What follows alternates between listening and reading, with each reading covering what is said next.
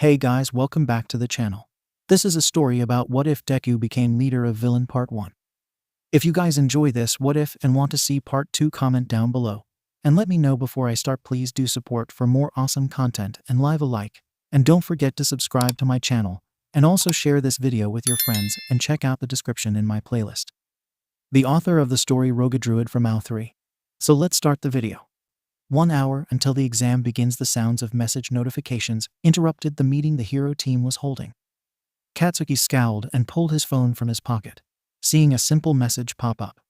A live streaming link sent to his phone from, who the hell was this? He paused and tapped the link, throwing the feed to one of the screens in the room, drawing the attention of his classmates. The screen was covered in glitched out static that slowly faded to black on red, a shape coalescing in the darkness. Soon the shape, which many of them recognized as Midoriya Izuku, came into focus, though the details were still cast in deep shadows. He was wearing some sort of hat with 2 feathery shapes that looked similar to the bunny ears of his hero costumes sticking off the sides. "Hello, heroes," came a low drawl, one that shocked most of Class 1A with its change from the usual nervous stuttering they were used to hearing. It was scratchy, almost dry sounding. But more important was the tone. It was cold. Threatening in a way they had never heard from the ball of green sunshine they knew and loved. "I know that you think you are prepared for me. That you think you are ready to fight me and my team." Ida, Kirishima, and Uraraka all glanced back to see a scowling Katsuki, eyes narrowed and focused, with Todoroki at his side. "By all means, come for me. Hunt me. Show me what you're made of." The silhouette leaned forwards, revealing that Midoriya wore a form-fitting face mask cast in the shape of a jester's smile. "Oh, and Kakin, or should I say Paragon?" Midoriya chuckled, voice childish and innocent. "I hope you're ready. This test is going to be explosive." The feed cut out, and the rest of the hero team turned to look at Katsuki. He had 24 heroes from both Class 1A and 1B who had spent the last 5 days figuring out tactics and working on getting in sync. He had the heavy hitters of the school. The strongest, the best. And he would prove it. "Everyone go get suited up. Get ready," he called. "We'll crush them as soon as we get the go-ahead." 7 days before the exam, Classes 1A and 1B were gathered in the auditorium, mumbling and whispered questions flying back and forth. They stood in huddled groups, glancing up at the empty stage. The question on everyone's lips was about what they were there for. Was it about the recent capture of the hero killer? About the results of their internships? No one knew. Less than 2 weeks ago they had been under internships. But now, without any warning, they were gathered. Soon enough, the sound of a whining microphone sent winces through the crowd. They looked up, seeing the small form of Principal Nezu stand before the students on the podium. For most of the students, it only added to their confusion. But the few students who had reason to interact with the principal felt chills run down their spines. "Welcome Classes 1A and 1B. It's a pleasure that you're all here today. Today is the start of one of our yearly exercises, the class civil war." This caused more murmurs, people whispering questions amongst themselves. In the middle of the crowd, Midoriya Izuku felt a flicker of recognition. He knew of this, but he couldn't place where he had heard of it before. He thought it was off of a hero training forum, damn it. As you all know, a hero's job is to be wise, powerful, and proactive against evil wherever they find it. But often, you may find the other side of the law possesses the same traits, and you must learn to adapt, to improvise and overcome. Nezu was moving emphatically with his words, silencing the crowd as they all focused on him. "As such, we will have 2 teams, the leaders of whom shall be chosen at random. However, the choice to be a hero or a villain is up to the rest of you. Do you wish to challenge yourself, to act in a new mindset as a villain, as a counterforce? Or do you wish to prove yourself as a hero, putting your potential into your dream? I can't wait to find out. Present mic, if you please." With that, Nezu stepped off the podium and Present Mike took the stage. There were a few scattered cheers from the crowd at that, along with determined grins and intense stares. Now we shall choose the leaders of the heroes and the villains. These positions are locked, and you must accept the role. Often, circumstance is what leads to greatness or leadership. So shall it be here too. First, the leader of the heroes, the paragon, 𝐀𝐦. The left side screen behind the podium flickered on, the faces of students flying past. Izuku felt his pulse race. Would it be him? Oh God, the nerves.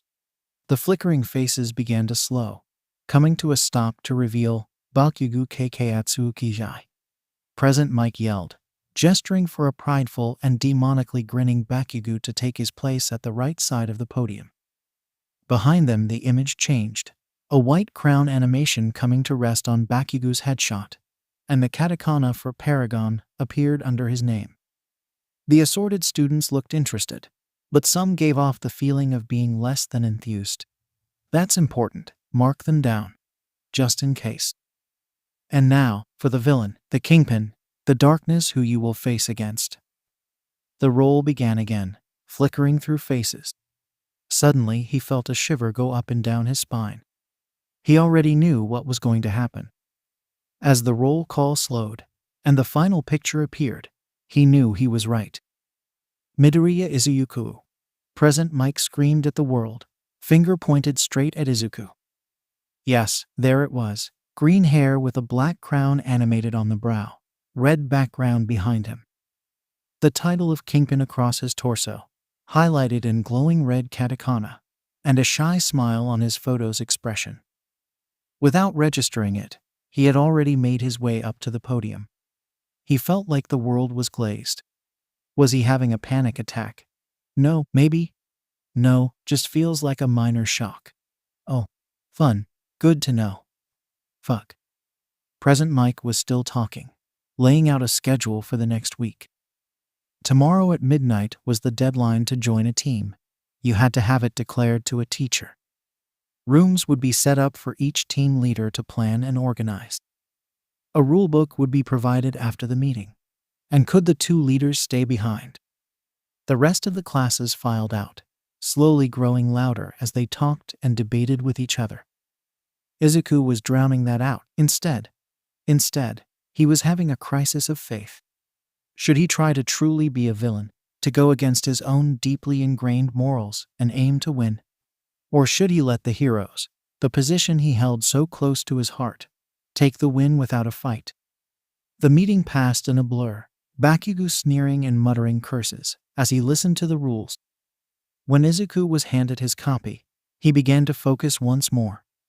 He picked up the basic parameters, the words piercing through the haze of dissociation. The practical part of the exam was in 7 days, and would have a 3-day time limit. Each team would have to be finalized and delivered to the teachers on Monday, 2 days from now. The 5-day stretch from Tuesday to Saturday would have a lighter class load, so the teams could plan, coordinate, and ready themselves. With that, they were dismissed. 𝐵𝑃𝑃𝐻 stormed out with a look on his face that screamed he was going recruiting. Izuku got up to follow, but as he left, President Mike caught his attention. Hey, Midoriya. Aizawa and Nezu wanted to talk to you. After all, you need to know your objectives. Wait. Objectives. Game start. Welcome to your mission briefing. Until now, you have not known the precise parameters of your mission. Aizawa-sensei stood before the assembled hero team.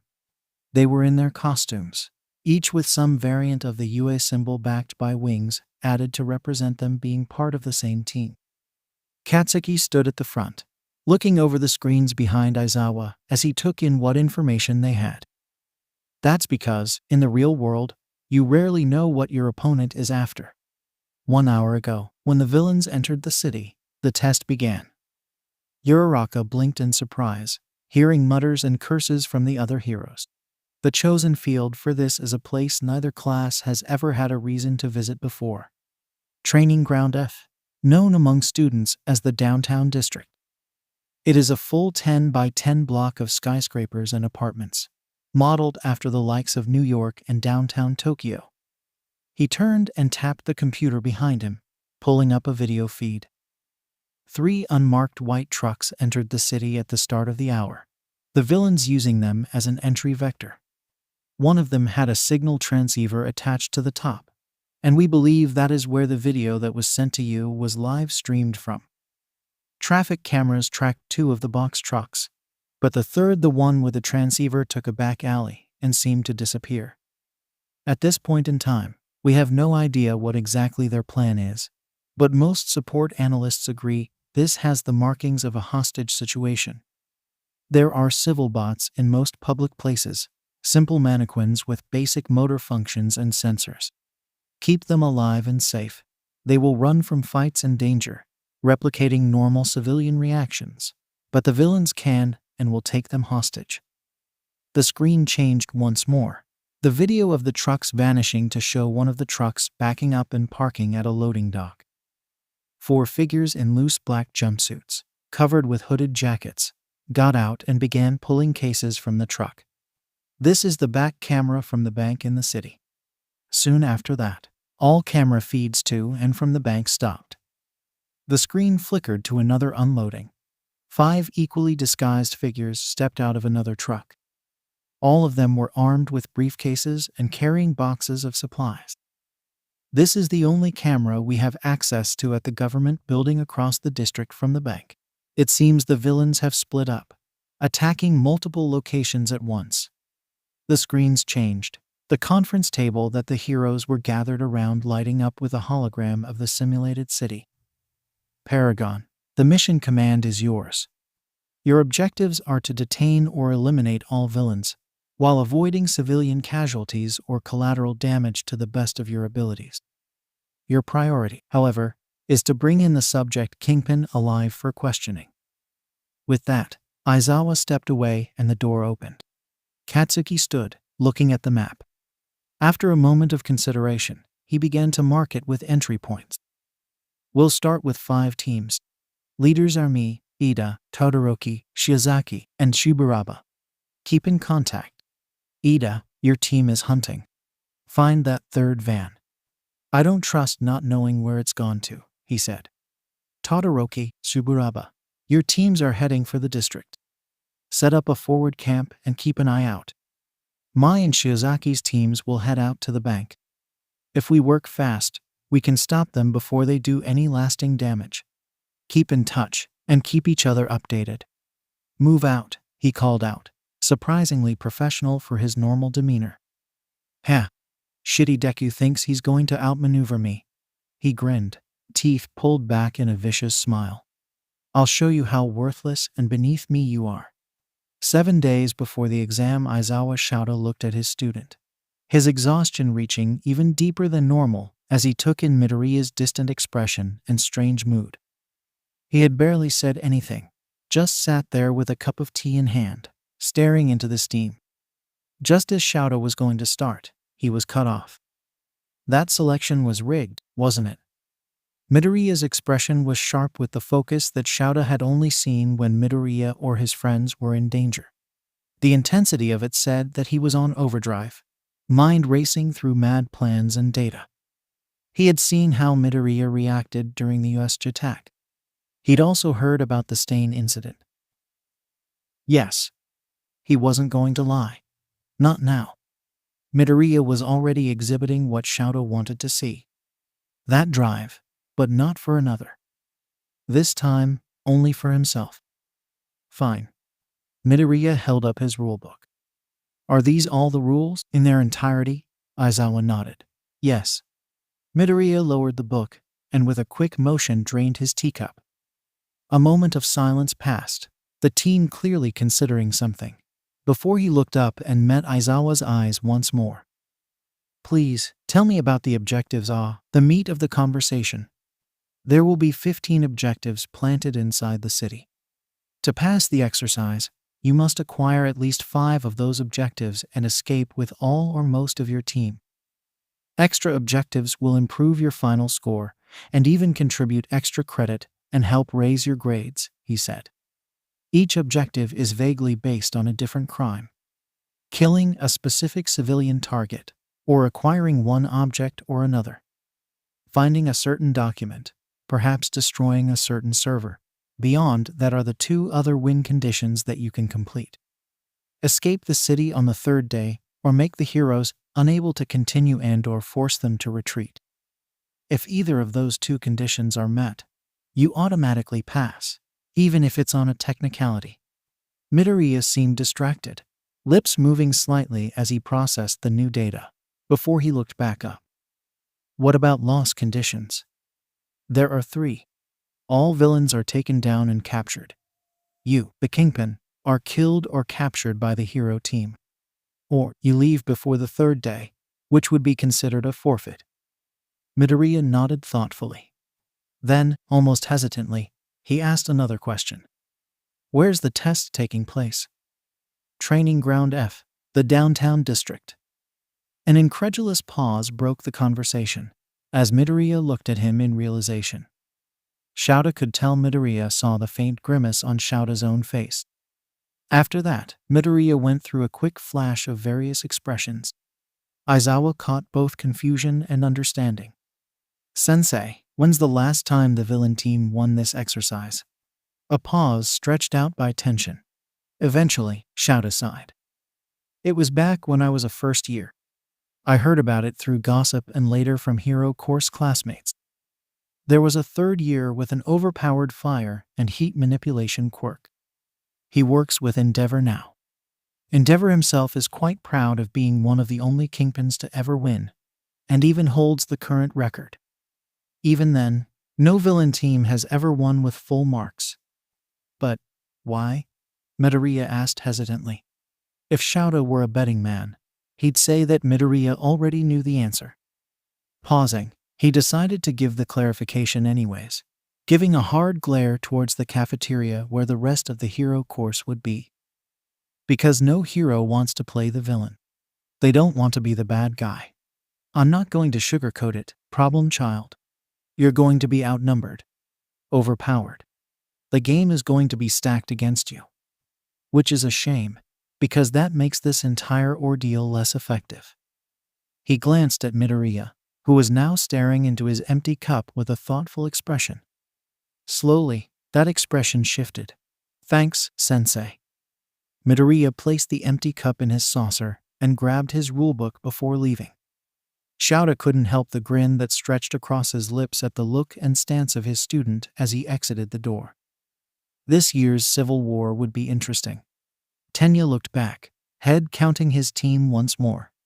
After getting a ride from a van to the simulation city, the driver had dropped them off less than 4 blocks from where the truck was last seen. Looking back at his team, he mentally reviewed each person and their quirk. Uraraka Ochako, his second, 0 gravity. Shishida Jiroda, brawler and scent tracker. Quirk, beast, gives heightened animalistic senses and strength. Kodai Yui, the team defender, has a moderate growth quirk, can become a giant. Then his fifth, Shunitori Pony, with the horn cannon quirk and mutation. While his team wasn't the strongest, Bakugo had made sure they had enough power to fight. Soon enough they found the alley, a thin canyon between 2 rows of buildings. Shishida-san, can you pick up anything from the trucks passing? The taller teen leaned forwards, crouching as he took deep, long breaths. I can smell exhaust. Exhaust and burned rubber. And look, skid marks. They stopped suddenly here for a bit, he pointed out, kneeling over some darker streaks in the alley pavement. 𝗫𝐻 looked up and around, the rest of the crew following suit. The buildings on either side of them were windowless, and the alley itself sloped down and back up on the far side. 𝗫𝐻's eyes tracked along the wall and found something. There. A garage door. They never saw the truck leave, right? Ida-san, should we perhaps radio in? Kodai's quiet presence appeared at Ida's side, looking at him with curiosity, and he nodded in agreement. Ida tapped the side of his helmet, connecting to the group channel. Ida reporting. My team and I have found signs of the third truck. There's a garage door down the alley. We want to see if they parked it here. The hell are you waiting for? Glasses. Go look. Check in if you find shit, or in half an hour. Understood.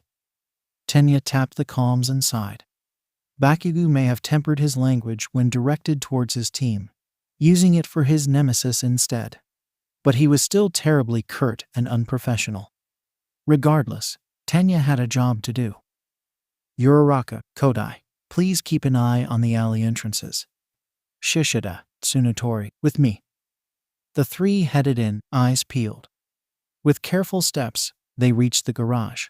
A quick inspection revealed it was sturdy. Likely another loading dock of some sort. Checking the digital lock next to it, Tenya turned when he heard Shishida inhale deeply. The exhaust trail leads here. Shall we knock? Tenya grinned. Of course. Tsunotori-san, would you care to perform the honors? The horned girl grinned, skipping backward and crouching. Yes, she said, and with a skip and a leap, she slammed into the garage door full force, horns shredding the metal so she could enter. As one, both men grabbed the sides of the entry and ripped it to the side, widening the hole for ease of access. They stepped in to join Tsunotori in a ready stance. Inside the room was indeed a loading dock, the ramp at the far end of the bay leading up to more doors. Ida, you guys okay? Uraraka's voice came over the comms, and Tenya took a moment to look around, eyeing the corners. We are fine, but there's no sign of the truck, or the villains. Indeed, the very bay itself, while filled with pallets and crates, had no truck present. The room was clean, however. No dust, no debris. It was almost creepy. Shishida-san, is the scent still here? Tenya asked. Stronger than ever, Ida. It sat and idled here, I guarantee it, the beastly teen called, inhaling deeply once more. Where did it went? Tsunotori asked, looking around with confusion, unaware of her mangling of the language. Spread out. Check for clues, Tenya decided, tapping the radio to contact the girls outside. Uraraka, Kodai, no sign of the truck now, but it was definitely here. What's the plan? Came Kodai's quiet response. Uraraka, get a rooftop perch and keep an eye on the alley. Kodai, circle around and tell us what this building is supposed to be. I'd rather not get blindsided by not knowing what to expect. 2 affirmatives later, the line went quiet once more. He looked at the others. Shishida was in the center of the room, trying to follow the scent trail. Tsunotori was jumping up and around the room, checking the boxes and walls for secret passages or weak points. Tenya was about to tell them to give up and move on, when Tsunotori knocked down a stack of crates. Tsunotori, both boys cried out in annoyance, and she shyly bowed. Sorry. Those were really, really light. I got on them. I lost my... She paused, looking at where the boxes had been. There, looking like it had been sunken and melted into the floor, was a manhole cover. Chaos. That's what the T intersection in front of the bank looked like. Cars were on their sides, piled up into rough barricades and covered in broken civil bot bodies. Some of them were still faintly trying to struggle out from where they were pinned, their AI too dumb to realize they were practically dead. Standing dead center on the wall like pile of broken steel and glass, glaring down at the people approaching, were 2 dark figures. One wore a form-fitting black suit with a fedora and a bow tie in red, contrasting with his pitch-black skin and silver hair, which was styled flat and sleek. The other wore a ragged black cloak, but the abnormal shape of his head was clearly visible. Kirawaro and Takoyami, Shiozaki Ibara murmured, looking at Katsuki who stood next to her, eyes focused on the blockade before the bank. They can't possibly believe they can stop us just by themselves, can they? No, this is a trap. Katsuki eyed the skyline. Around the bank, the skyscrapers had backed off slightly, leaving the building just a bit taller at 10 stories than its nearest 6th-floor neighbors. I just don't know what the consequence of tripping it is. 7 days before the exam, final class of the day, Izuku sat quietly at the back of the class, eyes roaming with a strange intensity. He concealed his act behind the guise of reading the rule book. Already, he's found 3 loopholes that would allow him to stack the deck in his favor, and his mouth moved silently as he thought through Class 1A's weaknesses. He needed potency, people whose powers would counter the greatest amount of opponents at once. He could already tell by Iida, Uraraka, and Todoroki's attitudes and quiet demeanor that they were all torn, though he expected all three would go to the hero side of the fight, with his blessings. But he could probably get some of the others. Asui would be a good pick, an all-around physical fighter with agility. Tokoyami as well, if only for the sheer power of his quirk. If he could get Hagakure and Ejiro, that would offer him more options. And with two agility-based fighters, he could look for more utility potential, things that would let him acquire his objectives. He could already tell that Kaminari, Kirishima, and Shiro were all siding with Bakugo. But Ishido looked torn, despite her hero name being somewhat villainous. The alien queen, Ayama, was a wild card. His narcissistic personality could veer him one way or the other, but having a glass cannon like him on the villain side would be a stroke of luck. Mayuta would be determined by which side had the most hot bods, as he said. Jiru. She was glancing at him, and then back to Izuku, paused, green eyes meeting gray. Yaoyorozu Momo smiled and nodded. Well then, that made the entire game change. Now, he had access to resources. He smiled back and tapped the cover of his book, grinning. His eyes roved over the last of the room. Kuda. Undecided. Sato. Probably a hero. Shoji hero. Maybe. And then Class 1B. Yeah, he could make this work. In all honesty, Shoto could do without the long silences of the fake city. While it was decorated with cars, and the occasional civil bot stood or wandered small paths through the streets, the city itself was quiet. On the corner across the intersection from his hiding place was the short wall and squat building identified as the district's government building. It was a horrendous piece of postmodern architecture, all blocky, brutalist angles and large windows. He and his team were crouched in an alley, while Tsuburaba's team had taken over watch on a nearby roof. A glance back showed his capture squad. Bondo Kojir, the towering giant with the adhesive quirk, stood at the back of the group, crouched.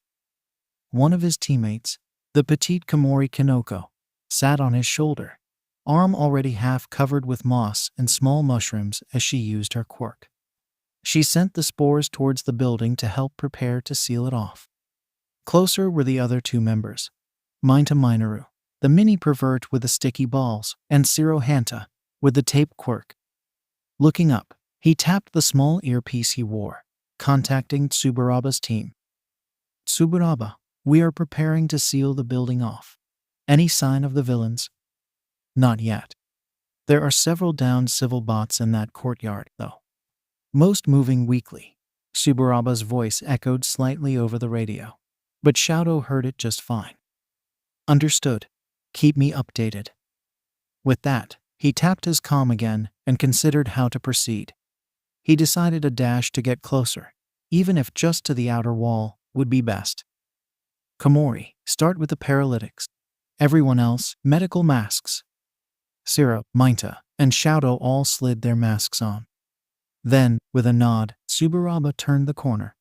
Filled with purpose, he began striding out into the street towards the government building, his team falling in a diamond position. Contact, front doors, single target. The crackle of the radio was unexpected, making his team tense as they continued. He's moving to meet you. Watch out. The heroes were halfway across the intersection when a figure dressed in matte black body armor and deep blue accents, a long black jacket, gas mask, and hood stepped out from around the corner of the gate, one hand up in a placating motion. Heroes, so nice of you to show up. A muffled and distorted voice called out. Shoto slowed, the rest of his team spreading out behind him. Flank and capture. Go, Shoto began. I really wouldn't, heroes. From his pocket, the villain who was this? Shoto didn't recognize them pulled a very easily identifiable object. Black plastic, a big red trigger, and a radio receiver antenna. A detonator. After all, the fireworks show we have prepared is very loud. Shoto stopped, tensing. This wasn't an assault mission anymore. It was now a hostage situation. Over the comm, he could already hear 𝗬𝗵𝗲 radioing in. Bakugo would never let him live this down. 𝐻𝐡𝐬𝐬 jumped, using an explosion to twist in midair, dodging back. The early morning sunlight was their biggest ally and their biggest enemy right now. Kiriwaro's quirk, Black, allowed him to fuse with the black air cast by the shadows and smoke, which made the entire area of space he was connected to pitch black. That amorphous cloud was wrapped around the middle of the street, centered on Tokoyami. The fact that the streets leading up to the sun-backed bank were cast in shadows meant that they were almost entirely consumed by the shifting and twisting mass of darkness. A glance at the clock told 𝐻𝐡𝐬𝐬 he had time on his side, as noon would be approaching, but that didn't really matter because he leapt over a massive chunk of a car being slammed out of the shadows. Dark shadow was more than powerful enough to rip through anyone in his way while in the shadows. And that wall of cars wasn't a blockade, a twisted chunk of bus crashed off the nearby walls, shattering a glass storefront. It was ammunition. 𝐻𝐡𝐬𝐬 had already ordered Shiozaki's team and his own to start rescuing civil bots, rushing them to a designated shelter a few blocks away. At this point, despite 𝐻𝐡𝐬𝐬's sincere anger at the situation, all he could do was wait for the sun to rise high enough so they could get close. He glanced around. His team was the hammer of the squads. Tetsu, Kirishima, Sato, and Rin Huryu, all physical fighters with some form of strength or durability enhancement. Even now, they were holding the line, catching or deflecting the tossed bits of automobiles, while Shiozaki's more range and utility-focused support team dealt with civilians. He hissed as he got a report over the comms from 𝗬𝗵𝗲. Half and half was stuck in a standoff, and they had no idea who the opponent they faced was. All they could tell was that they were male, taller than normal, and didn't show signs of a mutation quirk, and had a gas mask, so the spores from Shroom Girl wouldn't affect him. That narrowed it down to maybe one of 5 possible people. The 4 Class B guys who were villains, or Aoyama. It probably wasn't Aoyama, given the figure wore all black and blue. As 𝐻𝐡𝐬𝐬 blasted another flying tire out of his way, he looked up. It was almost 9 o'clock now. 2 hours and the sun would be high enough to attack again. For now, he gritted his teeth and fell back, barking orders over the comms. He would set up a perimeter, keep the place on lockdown, and see what High Class says. After all, he had a better plan than to send his most mobile team into the tunnels, where they would be at a heavy disadvantage. Instead, he would call them over to help with the bank. He could use another flank. 7 days before the exam after school, Izuku sat with his back to a tree in the courtyard. He had a few minutes before he had to leave, and there was something about the rules he wanted to check one more time. Rule 12. Heroes and villains are not allowed to enlist the support of UA teachers and staff for extra equipment or training for the exam. UA staff are to be neutral and objective observers of the teams involved.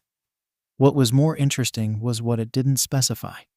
He stood and stretched, before turning and almost running into someone. "Oh, sorry, didn't see you there." "No problem," came the quiet voice, as Izuku looked up at the taller boy. He recognized the distinctive 6 arms and face mask. "I was actually looking for you." "Xiaoji-san?" Izuku tilted his head, curiosity in his eyes. "Could we, perhaps, walk and talk?" Xiaoji gestured towards the path leading away from Yua. "Of course." Xiaoji and Izuku shared pleasant small talk for several minutes, until they were close to the gate and away from people. "I'll be clear and simple. I want to join the villain team." Izuku beamed up at Xiaoji. "Of course you can join. Is there any particular reason why?"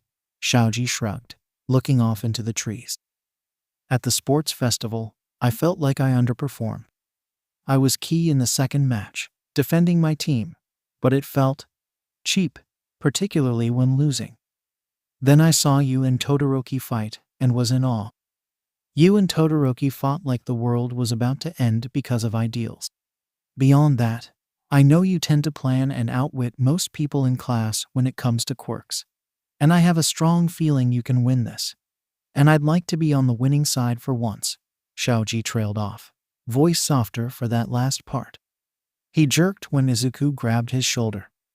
Well then, came Izuku's voice, dark green eyes glinting with something akin to sharp glee.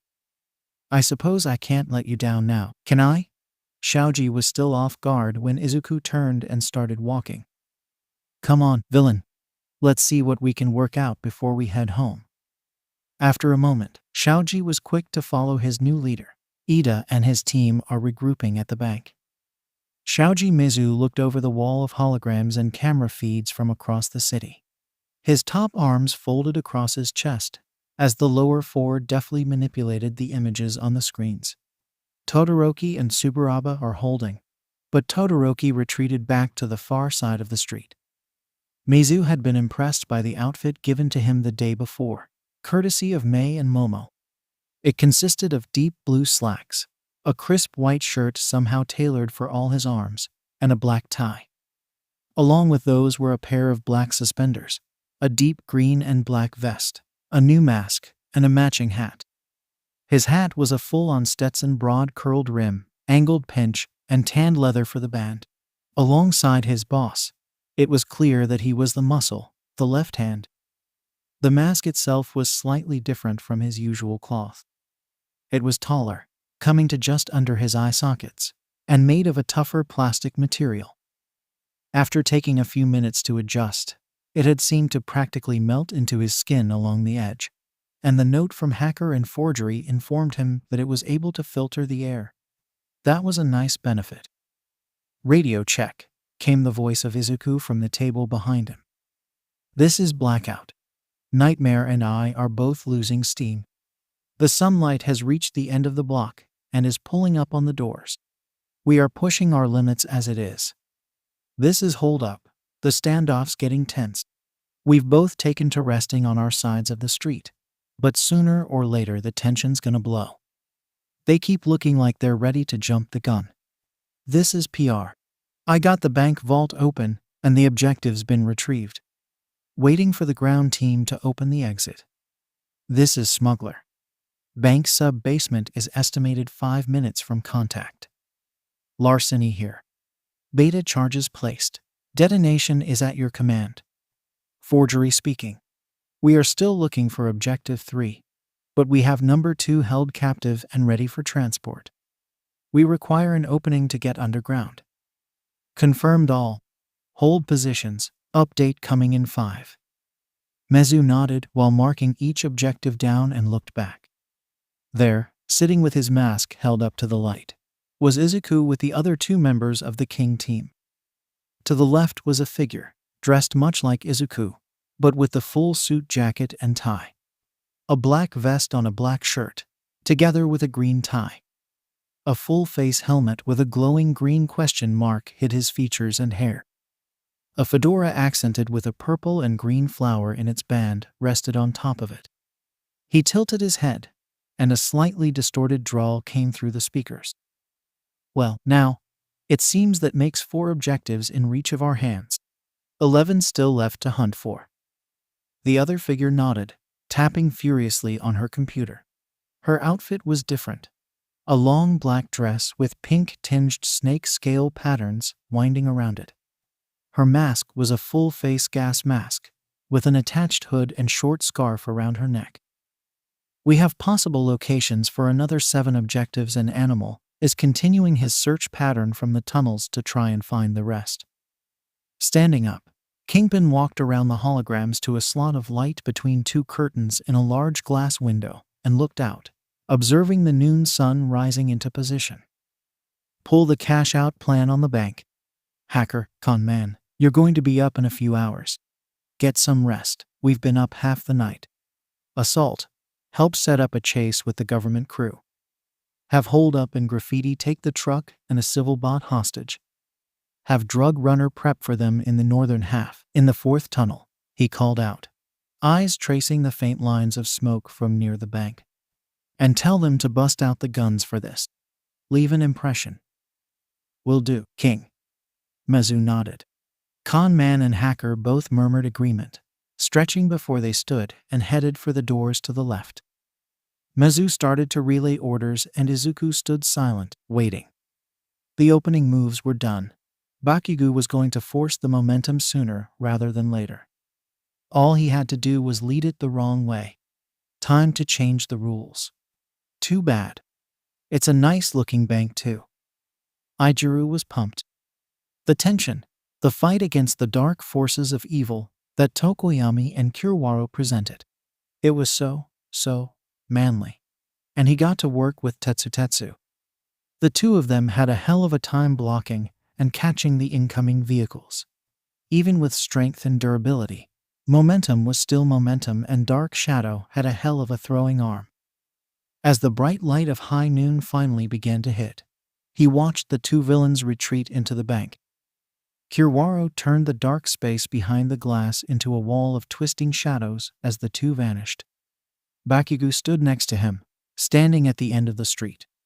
A moment passed, and he reached up, tapping his earbud. Ida, swing wide to flank. Shiozaki, try and clear an entrance on a higher floor. We'll charge in 60 seconds. As they gathered, ready to move, there was a sudden sound in the silence. Bakugo's phone was ringing. What the fucking hell, he muttered. Ijiru was sure Bakugo had silenced it. Weird. Bakugo lifted it and saw a new text message with another video stream link. He glanced up and scowled before tapping the link. A moment of loading later, it started to play. Ah, Kaken. I have to say, you and your teams have been impressive so far. Ida even found the access point. I was sure that would be a secret for a while longer. Get to the fucking point, Deku. What the fuck are you calling me for? Oh, just keeping you away from the bank for a bit longer. Don't want you caught in the blast radius after all. Enjoy the show. With a click, the stream cut off. Tetsu paused, blinking in confusion, looking at the bank. What does he mean by blast? Things happen quickly, but everyone would remember it for years to come.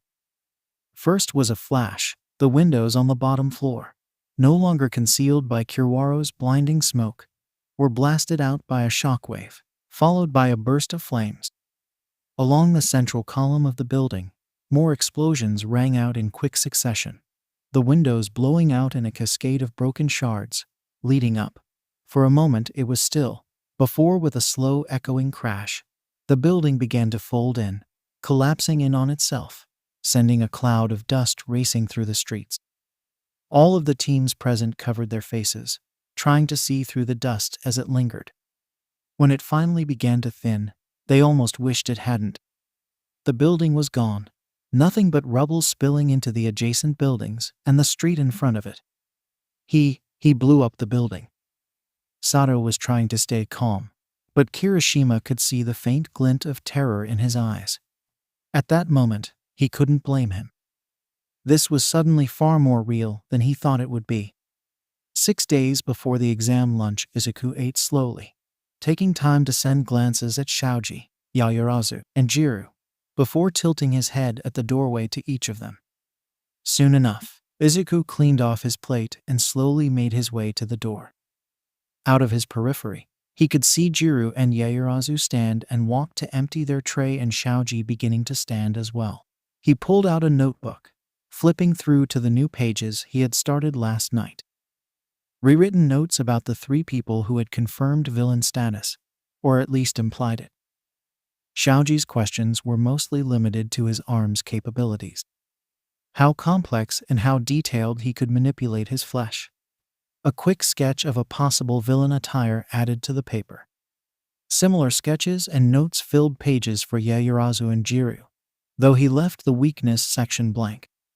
If they paid attention and decided to suddenly defect and join the heroes, he'd rather keep the weaknesses he had noticed as surprises. He stood and waited, and soon the 2 girls stepped out, glancing around before Jiru stepped forwards. "Hiya, boss. We want to join the villains." They paused as Izuku roved his eyes around. "I'm not exactly in a position to decline, you understand. But why join me?" "Minta. In part. We plan to tell him we're joining the heroes, and then pull a fast one." Beyond that, Jiryu trailed off, looking at Yaoyorozu. In the sports festival, we didn't do very great. Both us were taken out in the cavalry round, and we feel like we were unprepared.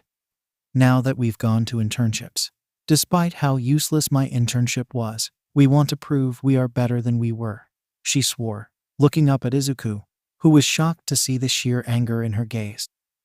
Well, welcome aboard. Izuku gave a smile, rubbing his head sheepishly, and the tension drained from the group. With that, Izuku turned and started walking, leaving the girls to look on in confusion, before jumping as a rough voice spoke up behind them. We should follow him. I think we'll find it quite informative, the six-armed teen muttered, before nudging them both gently. The girls nodded, and the three villain team members hurried to catch up to their leader. Before long, they stood together looking at a heavy-duty steel door with a name card that inspired fear in those who recognized the name on a personal basis. The standoff at the government building was momentarily distracted. The sound of explosions and the growing cloud of dust and smoke in the distance made all heads turn that way. The heroes looking on with disbelief, the villains with a sense of relief and tension. Next was his turn. Inside his gas mask, Kaibara-sen was also talking frantically with his partner. He said to use the gun. You heard him as well as I did. I'm just thankful that Forgery is here to help me finish setting this up, and I hope to God that Hacker's guns work the way she said. This is going to be rough either way. Fine. Forgery, Sparkle, you too good? He asked. We'll be fine. Animal already has the escape route open, and we are less than a minute from the third objective. Then we'll take the low road back to HQ. It is quite a shame that we didn't have enough explosives to blow up the government building in its entirety in order to cover our tracks. But we have enough incendiaries to make do. Your bluff was well played. All right, I'll kick us off here, I guess.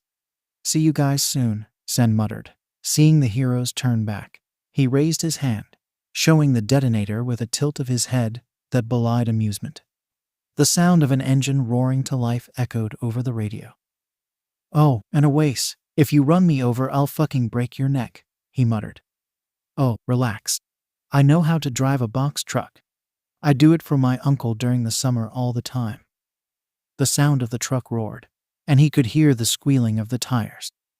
Minoru shivered, seeing the explosion in the distance, hearing the swears and exclamations over the comms. It was frightening. He had joined the heroes because he overheard that Jiryu and that smoking hot piece of Yaoyorozu would be joining, and by the time he realized Overwise he was here. And then Bakugo, the fucker, had to put him on a team with only one girl. One. And now he had to deal with this bullshit. Explosives. He shivered, glancing back at the masked guy with the damn detonator. He was tempted to just run. Fuck the consequences, the villain spoke. Well, it's been real and it's been fun. But it hasn't been real fun. You get what I'm saying, heroes. Wait, what was going to? But you know how it goes. Your team finishes up a mission. You realize your bluff is boring, and you call a ride. My Uber should be here any. The last word was cut off. The sound of a truck engine roaring to life as it came swerving and drifting around the corner to the north. Minoru panicked, looking at the once white truck. The rear box was now a deep red moment, and painted with a massive black sigil. A black blade wreathed in black wings sweeping down from the handle, with a bright acid green V overlaid over the entire image. A voice yelled, both over the communicator in his ear and from in front of him. It was Todoroki. The detonator is fake, he bluffed us, attack now. In a panic, Minoru reached up, beginning to frantically toss his sticky balls at the gas-masked figure, while Todoroki reached back and readied a wave of ice. Zero and Bondo began to fire glue and tape at the figure too. With a shout, the figure seemed to twist and crouch before he was assuredly springing across the street, dodging the first wave of the attacks. He seemed to twist and shift, parts of his body rotating at his joints to toss him from side to side and redirect his motion across the asphalt around the assault of quirks. Fuck, that's Kaibara, He's a close-range fighter. Don't let him get near. Whatever else 𝗬𝗵𝗲 was going to say was drowned out as the squeal of breaking tires and the skidding of steel on steel made Minoru turn. He barely had time to take in what was happening before a blur of blue ice from Todoroki blasted out. The elemental teen had unleashed his readied ice in surprise, which is perhaps the only thing that prevented a skidding box of steel that had detached from the driving truck from slamming them head-on. The cargo box also broke the line of sight with 𝐀𝐦, leaving their only information a muttered, "Holy shit," over the comms.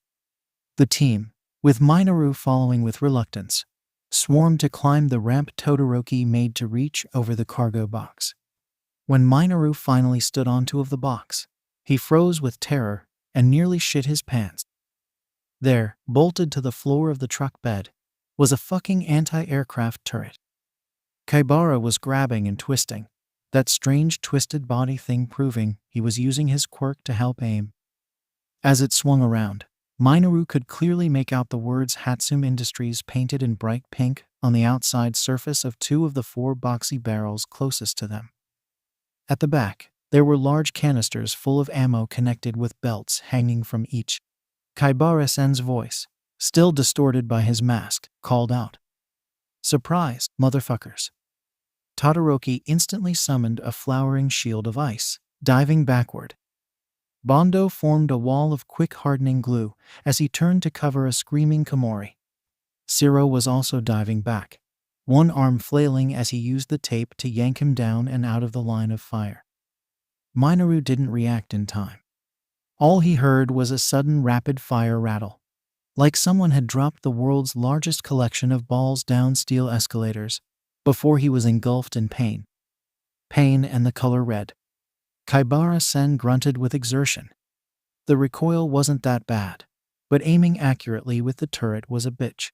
The red goo rounds May had taught Momo to make, and that Yua itself used in the second-year gun safety and countering class was harmless, really.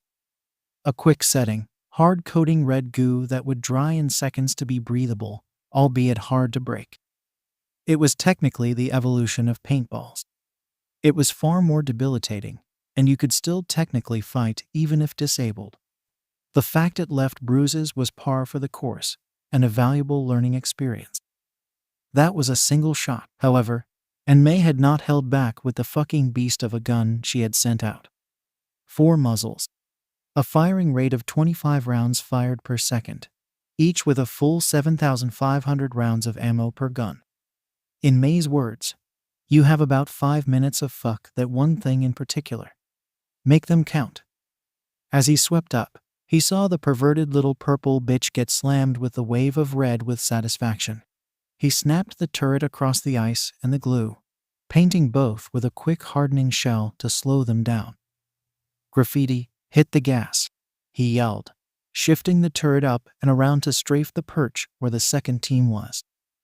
They were already diving for cover as he pressed back down on the triggers. At that moment, as he smelled burning rubber from the spinning wheels, he glimpsed an inferno coming from the other side of the red-coated ice. He strafed back and blinked at the hiss of steam as the bullets of paint evaporated. And then the van was skidding away like a rocket, chased by a wall of flame twice its size. Cursing, Sen stepped down, feet flat and stance low, as he tried to stay on the back of the truck. Luckily, that's when the incendiaries in the government building went off.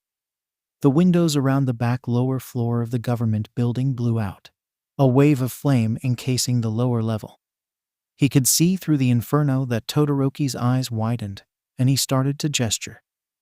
The 3 members of his team still up, though 𝐍𝐸 was red from a shoulder down, all turned and started towards the fire. Good escape, but Bakugo's already been informed. He's sending people to try and cut you off at the pass. Take the next left, head to the north stash. Hacker's voice, full of glee, came over the comms. They'll remember how my baby performed. That was awesome. As the truck went to take a corner at high speed, Sen sent a few shots down the streets, splattering the corners in case anyone got the idea to come storming around there. Glad you enjoyed it, Hacker. Coming up on the parking garage for entry now. 2nd floor down, southeast wall, yeah? That's correct, Kingpin cut in. Come on home, boys. We have lunch ready at Woods. I think it's time to start to talk about the changes to Phase 2. With a grunt, Sen spun the turret so it was aligned with the rear of the truck once more, kicking a locking mechanism into place. 𝐀𝐦, take us in. With pleasure, Sen. And with a turn and the skid of tires on asphalt, they entered a subterranean parking lot, driving deep under the layers of parking and below the city, leaving no trace for the heroes to find. 6 days before the exam lunch, Izuku stood before Hatsune, watching her flip through the notes he had taken that morning just for her. I have to say, 10 million, you are ambitious. That's good. It's fun that way. She flipped through the books some more before her expression fell. But I can't make some of this. Designing it would be fine. But production would take days for some of these smaller parts. The comms and computers in particular. Even the best of 3D printers and mills can only build so much so fast, and there's a waiting list for that, she sighed. As it is now, unless you have a miracle, there is no way to get most of this done, especially considering the suits and the materials going into them. Izuku nodded along. Well, you see, I actually do have a miracle. Or more precisely, I have a team member with your miracle. He turned and looked at a suddenly surprised Yaoyorozu. So what do you think? Feeling creative, Yaoyorozu. He gave her a shy and genuine smile, filled with eagerness and hope. Yaoyorozu couldn't help but laugh softly. You can call me Momo, Midoriya, and sure, I'll help her out. But you're buying me dinner sometime soon for this. Wait. Explain, Hatsune said, glancing around. May, let me introduce your new best friend. This is Momo. She has a quirk that lets her make anything as long as she knows its composition inside and out. All you have to do is buy her dinner, Izuku said, before looking at Momo and smiling. And please, Momo, call me Izuku. Hatsune froze. Slowly she turned, looking at Momo dead on. As the two girls began to talk, Izuku leaned back, slowly letting a breath out. He was surprised when he felt someone approach and looked to see Jiro at his side. That was interesting, Green. You normally aren't that suave. What's up? Izuku blinked and then blushed. Well, I'm supposed to be the villain, right? So last night I watched a bunch of HeroTube videos about famous fictional and historical villains. What makes a villain a good character? How do you make a villain threatening? What traits do villains have? I've been using them to try and act like a villain. Is that weird? That's really cool, actually. Your method acting. That's really important for a stage persona. Just remember to keep some of your personality in there too. Yeah. Now come on, let's get the geeks apart. We need to head back to class soon. Jiro stepped away and towards the girls, but Izuku was caught in thought. Method acting. That might just be the key I needed to do this. I just need the right script.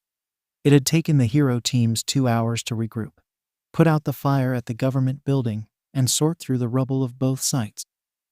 Finally, tired and low on morale, they trekked through the city towards the fake hero agency building they were all staying at.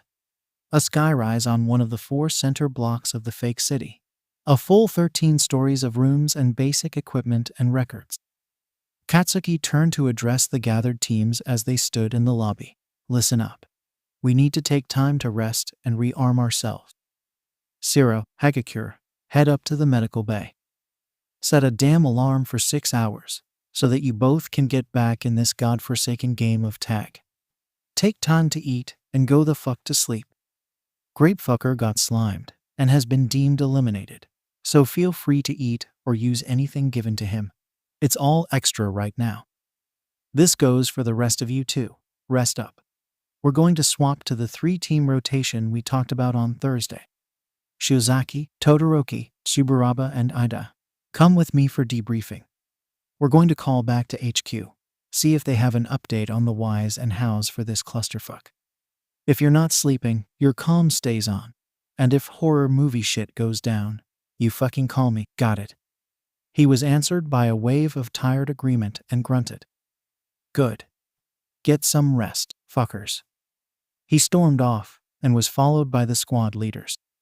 A few minutes of wandering and exploring later, they found the operations center, a large room with a gleaming white conference table. Katsuki stood in front of the table as the others slumped in their seats. Ida took off his glasses to massage his eyes. Todoroki sunk down further in his seat, and Shiozaki seemed to murmur a half-asleep prayer. Katsuki synced his phone and its saved mission files with the computer in the table.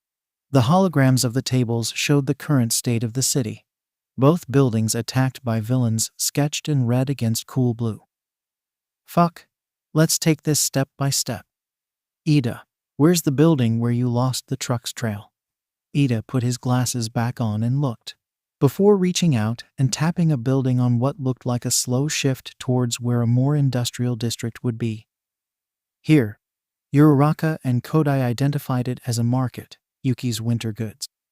And you said it was some sort of tunnel or pipe down. Indeed. It was embedded into the ground and looked as if the concrete had melted around it. None of my team were suited to break through that, with the possible exception of Tsunotori. Ida pulled his own phone, sending a picture to be displayed on the table. Suddenly, Tsuburaba blinked and leaned in. That's Honuki Juzo's work. He softens the material, then deforms it and lets it resolidify. It's how he tried to trap Midoriya in the sports festival. He's one of the recommended students, skilled as well as smart. Tsuburaba also pulled out his phone, bringing up his classmate's profile and linking them to the current investigation on the table. The meeting continued like this. Each piece of evidence they found and each sighting of a villain was marked. Recordings of the original live stream and the explosion warning were linked, along with whatever technical data their phones had recorded. In the end, they had 4 confirmed villain sightings. Tokoyami Fumikage and Kirwaro Shihai at the bank, Midoriya Izuku over the live stream, and Kaibara-sen at the government building. They also had another 7 unconfirmed sightings. The 5 other people who left the 2 vans in the original security footage, 3 at the government building, 2 at the bank, all of them disappearing in the destruction of their buildings, and the person driving the truck with the turret. I couldn't tell who it was. The windshield was tinted dark. Finally, there were the signs of Honuki Juzo at the underground entrance. There were 11 villains they had seen. That left 4 they hadn't. Katsuki pulled up the city infrastructure files and began to overlay them. Quickly, everyone saw the connection. Sewer system. Yua, that has to be gross. Shiozaki cringed, imagining what it would be like to deal with sewage in her vines. Not really. The city is fake. The infrastructure would have to be damn near unused. But what that means is that the villain team has a network of 5-foot diameter tunnels that lead below every building in the city. But look at this. The market. It's over a larger cistern and flooding chamber. That's more than large enough to hide a truck, if you could get it in there. Aside from that, the other 2 buildings don't make sense. The tunnels are more than 10 feet below the basements in each building. You'd have to have heavy equipment to move that much material, and even then it'd be hard to get through. Or Honuki could soften it, and you could literally claw your way through, Tsuburaba muttered, his own screen pulled up across the table as he reviewed the events of the government building once more. He paused. He had a video feed from an intersection camera and paused it to look at the picture of Kaibara-sen on the truck. Then he noticed something. Hold up. What's Hatsum Industries? Across from him, Ida froze. The villains were gathered, sitting in a restaurant and enjoying a fine meal prepared by both their illustrious leader and a few other members of the team. Oase Yosu had helped out in the kitchen. Same with Monoma Nito and Aoyama Yuga. Soon, everyone was enjoying a massive pot of sukiyaki with plenty of toppings for everyone to choose from. Izuku himself sat on the counter leading to the kitchen, putting him slightly taller than the rest of the villains, with the exceptions of Shoji Mezu and Kudakuji, who were leaning against the walls nearby and conversing quietly. Finishing his bowl, he saw that most of the teams were close to finishing or done. He pulled out a bottle of water and sipped it as he waited for the teams to finish. Smiling between sips, he picked up bragging from the techie table about the explosives that Yaoyorozu Momo and Hatsume designed, and how Nito helped with production to an interested Ishido Mina and Jiro Kayuka. Another table is nothing but low murmurs, the more gothically inclined of his team relaxing and chatting. It was composed of Honuki Juzawa, Takoyami Fumikage, Kiraworo Shihai, and Yanagi Ryoiko. They looked remarkably relaxed, dressed in shades of black, gray and red. Really, even with the dressed-up nature of their outfits, something that some of the others had issues wearing without feeling out of place, the table looked remarkably carefree and stylish. The third table had the last of the members conversing quietly, though two of them looked dead on their feet. Uesu was tired from the stress of driving through a battlefield, and Kaibara-sen had been tense and tightly wounded for nearly the last 4 hours since he had to bluff the heroes. They were chatting quietly with Aoyama Yuga and Kendo Itsuka. Across from them was an empty seat, Con Man having left earlier to get some more sleep, which was fine, his act wasn't until midnight anyway. As seconds and desserts were finished off, Izuku clapped his hands. "We have done really well, ladies and gentlemen. Everything is going better than I scheduled. We already have 3 of the 15 objectives, and we all know where a 4th sits, for now." A low chuckle ran through the room. Everyone knew where the 4th was and why they hadn't taken it yet. It was a trap unlike any other, and would no doubt put them on the back foot. Beyond that, thanks to the firepower of Mei, our wonderful hacker, we even took out the slimeball Minta. At this all the girls clapped, and Kyoyuka even wolf whistled in Sen and Yosu's direction, getting blushes and mock bows from the 2 boys.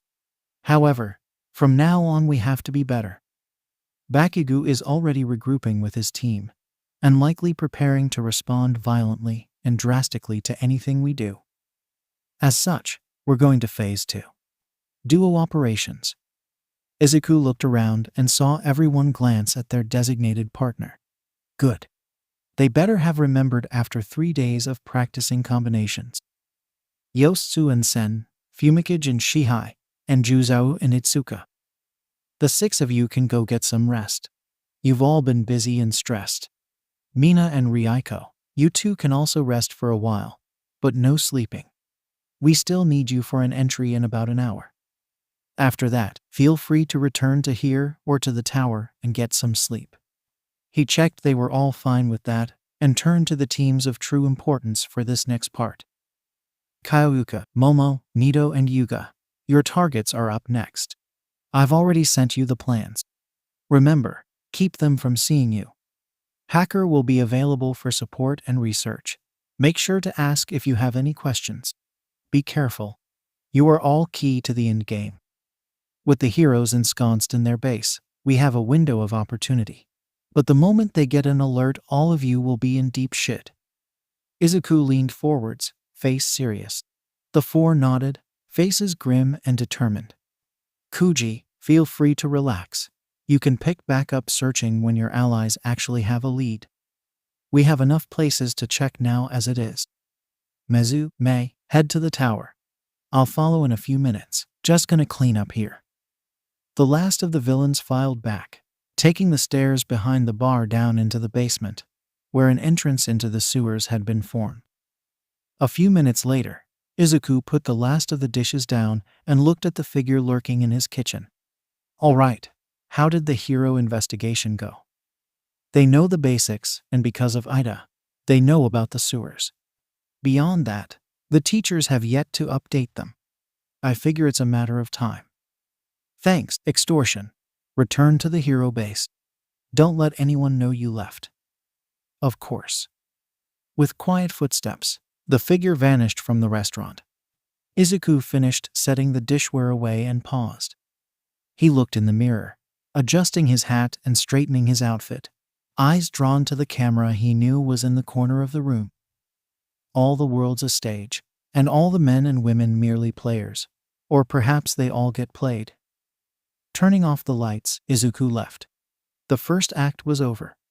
Now on to the interlude. 6 days before the exam after class, Izuku looked at his list. In the last 4 hours, the students of the hero classes had taken sides.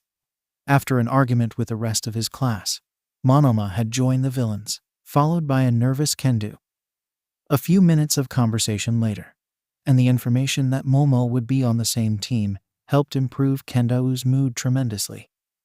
With her help, he had talked a bit and gotten both 𝐻𝐻 and Kaibara to join him, while Tokoyami apparently asked if the ghouls of Class 1B wanted to join him. Seems that Honuki, Kiriwara, and Yanagi were all too pleased to accept the offer. Tokoyami himself had joined up of his own volition, deciding that to work in the night would be a masterful use of his skills. Izuku was quite happy to agree. He had been surprised not long after, when both Aoyama and Kuta joined, each preferring not to elaborate on their choice. Then, there was the Baka Squad's self-destruction. It had been fairly quick, but Izuku caught the start of it. Kaminari had suggested some sort of plan to celebrate winning, leading with something like, "Since Bakugo is leading us, there's no need for us to really do anything, is there? He'll straight up bulldoze the other team." Ashido had gotten snarky in return, talking about how that didn't help at the beginning of the year. Thankfully, Bakugo had been visiting Class 1B at the time. Not long after, Ashido had approached Izuku, and when Bakugo came back, he was frustrated to see her sitting on the villain side of the room. He was somewhat saddened that most of his friends were going to be heroes, but Ida wanted to prove himself after the stain incident. Todoroki had mentioned that Endeavor had all but commanded he win as a villain, and refused to give the Firefly bastard any satisfaction. Uraraka joined the heroes to fight him, and stated it quite clearly. It only stoked Izuku's own fire in the end. Then there were the secret weapons. Hatsune was the easier of the two, bringing up how it would let her field test her babies, how it would be a demonstration to the rest of the hero course, how her equipment could be used practically, the sheer variety they could use and show off, compared to a simple fight like the sports festival. She caved in minutes. His other secret recruit was a harder sell, but the idea of training and getting one over on the best of the hero course, and US own bias testing by showing just how powerful they could be, well, needless to say Con Man was happy to join his ranks. Beyond that, Izuku was in his element. It wasn't a sudden duel in a back alley or a test with no prep time. This was a chance to fully abuse tactics, quirk interactions, and psychological warfare. Izuku hit the ground running. First off, while the team was finalizing, he got everyone's numbers, typing them up and linking to a chat. Then he sent out info packets, instructions, useful resources to read up on, and questions about what exactly their limits were. Some of them he sent full books of resources, like Momo. For others, like Ashido, he sent more creative video examples, with more interesting to look at and easy to understand tools and information. But there was someone he wanted to talk to about this in person. So after class, he asked Xiaoji to join him in a simple walkthrough of the training ground they would use. And there, the two sparred. Izuku asked questions, pushed him. Xiaoji had come to Izuku first, had asked, had pushed, had wanted to win. He gave Izuku that first push to get out of his own mind, to actually act and decide to play the villain. He would pay that back by making Xiaoji a dangerous foe and an invaluable ally. Xiaoda looked over the rest of the teachers from where his sleeping bag was resting against the wall. Most of them were freshly awake and carried small bags of snacks and notebooks to take notes in. Every year this was as much of a test of the teachers' attention spans and will to stay awake as it was of the students' skills and capabilities. Xiaoda himself had woken up nearly 3 hours earlier to help oversee the villain team as they initiated the first of their plans. He was unusually prepared for this year as well. Inside his sleeping bag, he had stashed plenty of caffeine-heavy drinks, a pair of thick, unused notebooks, and a smaller notebook given to him by the villain team called Stage Directions. That had been a trip to read. Honestly, when he originally proposed that Bakugo and Midoriya be chosen for the hero and villain roles, He had done so with the hope that putting them in positions of leadership would dull their bad habits. Midoriya was far too meek and willing to take a backseat in planning when it wasn't life or death, and Bakugo was far too reckless and brash. Then Midoriya Izuku turned around with steel in his eyes. The problem child had talked to him several times after classes, each time to confirm whether something would be stopped or counted against him by the teachers, like the 2 students from support and general studies he recruited, or the requisitions for permission to use firearms loaded with the RG-13 rounds, and the requisitions for a practical ammunition demonstration. Each time Midoriya looked more and more confident, more focused and determined. Then this morning, just after 2 a.m., the fucking problem child calls him and says that his team is ready to start. He showed up to see the entirety of the villain team perched on the walls and front steps of UA. For a split second, as they looked up at him, dressed to kill in suits and dresses, with armor and weapons stashed and ready. As Midoriya looked up and his eyes glinted green in the half-light, he pushed the memory of feeling in danger away. With nothing better to do, he let the villains in and watched them set up. The villains outfitted and stashed supplies in the 3 trucks, before half of them practically slept where they stood. Midoriya and 3 of his allies took a much more low-key sedan into the city proper to set up the villain lair, armed with suitcases and briefcases of supplies. 𝐲𝐸, in turn, looked over the cameras. The entire city, every room, every street and back alley and sewer tunnel was hooked up to cameras. Those that were classified as public would be available to the heroes, but the villains would need to hack their own camera feeds to use them. Power Loader and 𝐲𝐸 had been very clear that while blocking out the hero team feed was fine, the teacher's connection was to be left untouched. As such, while the rest of the teachers filed in, finding places on couches and at the counter for the dry bar, 𝐲𝐸 panned through the cameras. He set half the screen on the resting villains, the other on the newly assembling heroes. Low mumbling started before the heroes turned towards Principal Nezu, dressed in a green money counter's cap. "All right, place your bets, folks, place your bets." The teachers called out bets and wagers. Some of them were cash, but others were offers of dealing with detentions or grading homework for one another. 𝐲𝐸 himself called out only one bet. 1 month of detention watching and homework covering, and 20,000 yen on the villain's breaking endeavor's record win. Present Mike turned, mouth dropping. "WH? Shuata? You never." 𝐲𝐸's red-eyed gaze cut off the rest of Yamada's tirade. "I placed my bet. Deal with it. Now shut up. The villain team is getting ready to move." With that, the teachers settled back into their seats. The first live stream started. Day 1. 6 hours, 12 minutes, 6:12 am. Local time. The teachers were chatting about the Hunter team, mainly how they needed to be reorganized. "The issue I'm seeing," Vlad King spoke up, "is that for all the heroes' combined forces, each team is far too specialized for its role. It would have been better to plan for more varied teams. Perhaps." But he also had only a short period to integrate each team with each other. This may be his opening gambit.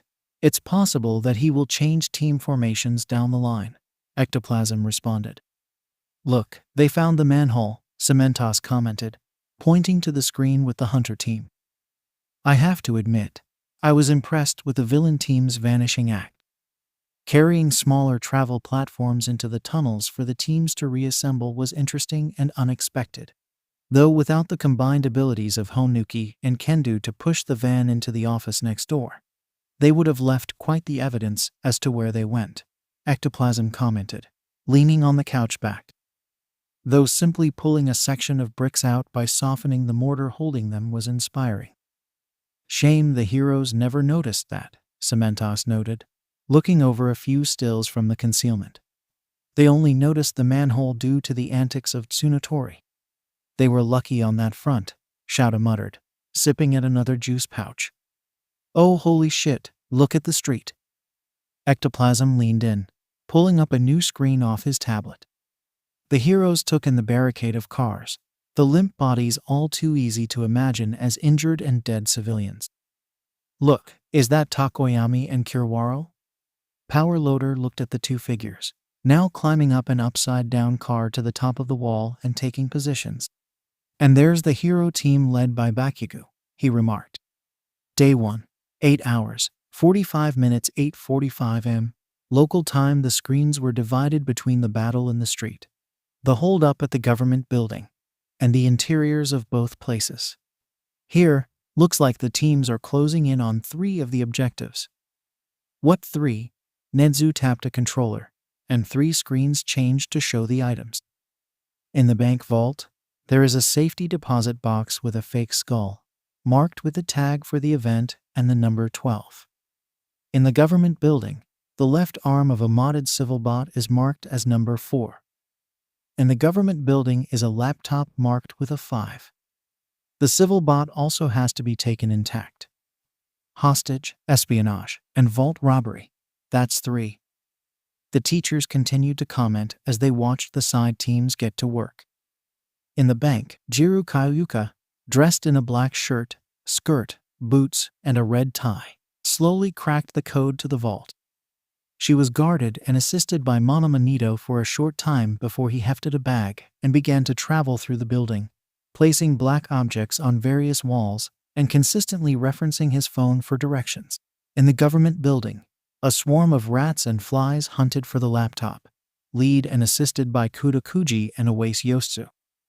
Meanwhile, Yaoyorozu Momo and Aoyama Yuga tracked down and detained the civil bot. Yaoyorozu strapped it to a quickly created gurney as Aoyama began to take the bag he held and head for the basement. Videos of the subterranean crew, consisting of Hanuki Juzu and Kendo Itsuka, showed them working together to craft escape tunnels, traveling from point to point in the city using the motorized platforms. At the same time, Yanagi Ryuko and Ashido Mina traveled along their own, more circuitous route. Ashido melted the way into locked power boxes and security feed lines, while Yanagi hooked up countless connectors from her bag to each, allowing another team, the villain leaders, to begin hacking every building security feed they could find. Yanagi also used her poltergeist powers to slowly lift smaller devices into small corners and into the streets through storm drains across the city. Day 1. 11 hours, 15 minutes 11:15 am. Local time, the duo guarding the bank retreated, with the villains carrying their objective through a new underground entrance and out into the tunnels, Monoma leaving one last attachment at the roof of the tunnel. The objectives at the government building were also almost completely collected. The location of the laptop already narrowed down to a single set of rooms the villains were rummaging through, though 𝐻𝐻𝐸 had jogged to the box truck, joined with Yaoyorozu as they hopped in the back. The teachers were interested, but somewhat unenthused. Even the Dark Shadow and Black Quirk combo had only kept their interest for a short time. And while Power Loader seemed to realize what Monoma was doing, he had declined to share the information with the others. However, when Izuku's bomb call began, 𝐲𝐸𝐬 could only smirk as the bank they had prepared to assault blew sky high. A round of curses and exclamations from all but 𝐲𝐸𝐬, Nedzu, and Power Loader erupted. The fact that they were smirking was not unnoticed. What the hell, huh? Yamada cut off under a red stare, and Power Loader cut in. I spent a long afternoon talking construction and demolition charges in a quick certification class with both young Yaoyorozu and Monoma, and signed off on their use during this, along with a few other forms for extra equipment usage and materials. That's against the rules, isn't it? We weren't supposed to help the villains or hero, Snipe drawled from where he sat at the counter. They didn't mention the exam. They simply had me sign off for their certifications. I got an email from Nedzu a few hours later to sign off on use in the practical. They brought it up in the context of learning for the future. Okay, what the fuck? Came the yell from midnight, drawing everybody's attention to the massive truck-mounted artillery piece. I signed off on that too, Nedzu commented in the sudden silence, only punctuated by the rat-a-tat of the gun firing, and the violently cut-off scream from the purple-outfitted Minta. Ouch. Ectoplasm frowned, already sending one of his clones on standby at the edge of the city down to retrieve the kid from his red goo coffin and take him to Recovery Girl. That's gotta hurt. Little pervert fucking deserves it, came the mutter from Midnight, leaning back as the truck went careening down the road. Though, it feels like the end of the foreplay is coming up, she noted with a smirk. Day 1. 13 hours, 45 minutes 1:45 p.m. Local time. The teachers watched Bakugo's meeting with his team and his sorting of information. Then they watched the meeting with Izuku and the villains. In the end, they noted there were plenty of differences between the two. Midoriya is acting very social with them, like a concerned friend and leader for his troops. He made them food and Bakugo. Despite how his temper is more reined in, it's still making him curt and dismissive.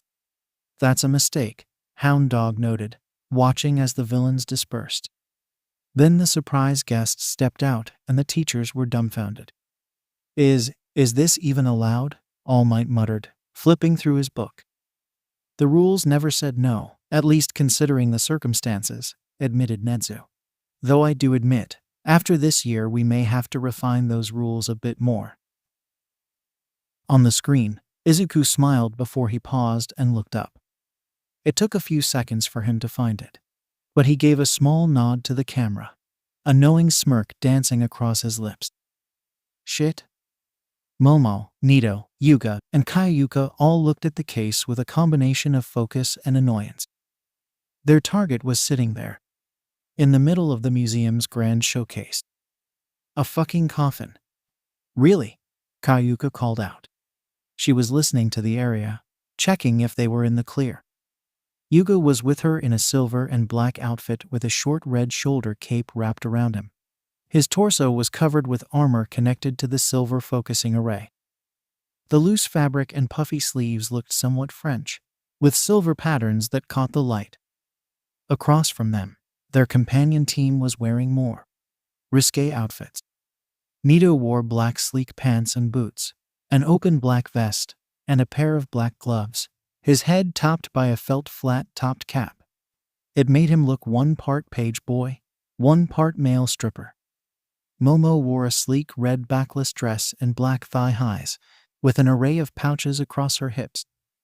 For shoes, she wore stylish black boots that reached her knees, leaving several inches of black satin stockings above them, before leaving a gap between her dress and the edge of the satin. The two were currently trying to spoof the case security for the exhibit. The coffin, emblazoned with the distinctive number 13 over the UA seal, rested in the center of a massive exhibit on zombies. Clearly a joke exhibit too.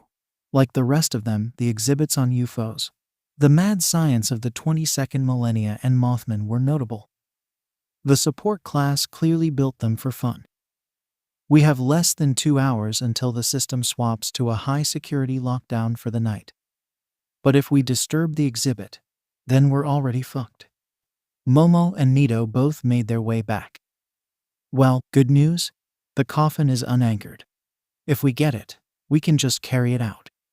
The issue is the motion sensors. If anything else gets disturbed, it triggers an alarm. If the glass shatters, it triggers an alarm. If the laser grid over the coffin is set off, it triggers an alarm, Momo explained, already texting the data they had gathered to Hacker and the tower. Seriously, what about having Hacker turn off the alarms?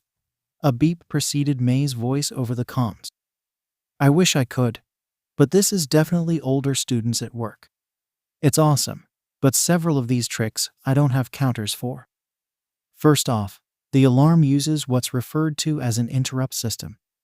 If you break the circuit or interrupt the signal, 3 separate receivers go set the alarm off. If one of the receivers goes offline, the other 2 set the alarm off. I can't disable it from here. If I was there, I might be able to delay it, but no dice. Kayuka, Momo, and Nito stared at the display. It was 5 meters on the side and a little under a meter tall. The area was covered in a massive pile of gravestones and fake zombie pieces behind glass. In the center was the coffin. Yuga tapped the base of the display and then tilted his head. Kayuka looked down and listened as he tapped again. That's hollow, she thought. If we can't go over because of the lasers or through due to the motion sensors, can we go under? Yuga asked, looking at the case with a critical eye. The other three paused and Yuga grinned, opening the panel carefully to reveal a smooth wooden surface under the exhibit. Momo, 𝐬𝐬, do you have laser pointers in your repertoire? A few minutes later they were set. Momo and 𝐬𝐬 marked off the exact lines of where the box was, using the lasers to show it across the underside of the box. With careful hands, Yuga marked off the square with a marker, then had them recheck his measurements as he stared at the underside of the case. He was handed a knife, and Kayuka popped the corners with careful taps of her ear jacks. All right. Start nice and slow, Sparkle, we have time. He nodded and took the chisel-shaped knife up, digging it through the wood slowly. He had the better part of an hour to get through this and didn't want to mess it up. Izuku looked at the screen as the feed from the 4-man team came through. The team was working well, though this was a far more intensive theft than he had originally planned. He glanced at the diagram of the building. Behind him, Mizu napped on the couch, hat over his face to keep the light from the holoscreens from waking him. Izuku began to pace, hand over his mouth to muffle his mumbling. 17 floors, with the top 3 being a massive amphitheater and museum, where the team was currently pulling their heist. The only reason they were getting away with this was the fact they had already ordered the museum closed earlier that day. May had hacked the system and sent a museum closing message over the 𝗃𝗏𝗏 network. However, the system itself ran off a radio-updated internal clock, and as such couldn't be hacked to keep the museum closed. The result? A 3-hour window where the teams could get in, get the goods, and get out. Izuku zoomed out and looked at the picture of the building once again. The triangular window scheme was nice, but the sphere of triangular panels made the massive glass dome of the top seem almost like a disco ball. He tabbed through some of his different cameras' feeds, finally settling on a mixed display of the crew at the museum and the exterior of the Hero Agency. For the better part of half an hour, he watched the crew work on getting into the case without setting the alarms off. And then things went wrong. Yuga scored the line once more, and then there was a cracking sound, an entire side suddenly shifting and pulling away from the boards. Shit, hold it straight, Kayuka called out, Yuga already pushing up to try and keep the board steady.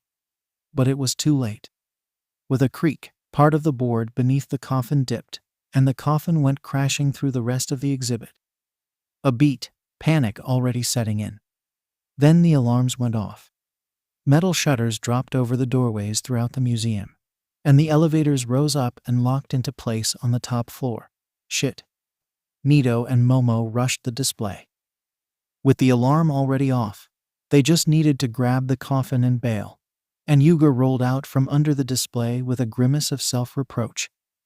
They reached it and lifted the dark metal case, dragging it forwards, while Kayuka was already tapping her calm. Tower, we have a fucking problem. The sun's last light of the day was making the sky burn like fire, and Izuku cursed, adjusting the holograms as he tried to keep track of what was happening. Izuku swore, kicking back to jar the couch and jolt Mezu awake as his eyes tracked data and images of the heroes rushing through the doors, already oriented and heading for the museum. Head count: Ida, Kirishima, Tetsutetsu, Kaminari, Ajiro, Bondo, and Tsunotori. Led by Bakugo. That's a heavy assault team. Could I send a team to know? No time. Mizu, get prepped for a fight and get Hacker and Con Man up and ready. The museum job just went south. Mizu took a second to process the words before he rolled off the couch, standing and stretching as he headed for the door. Have Hacker get the rifle. Grab your gear and get going. I'll meet you at the tunnel. Izuku was already connecting the system to the HUD in his jester mask, tapping the connection and considering times.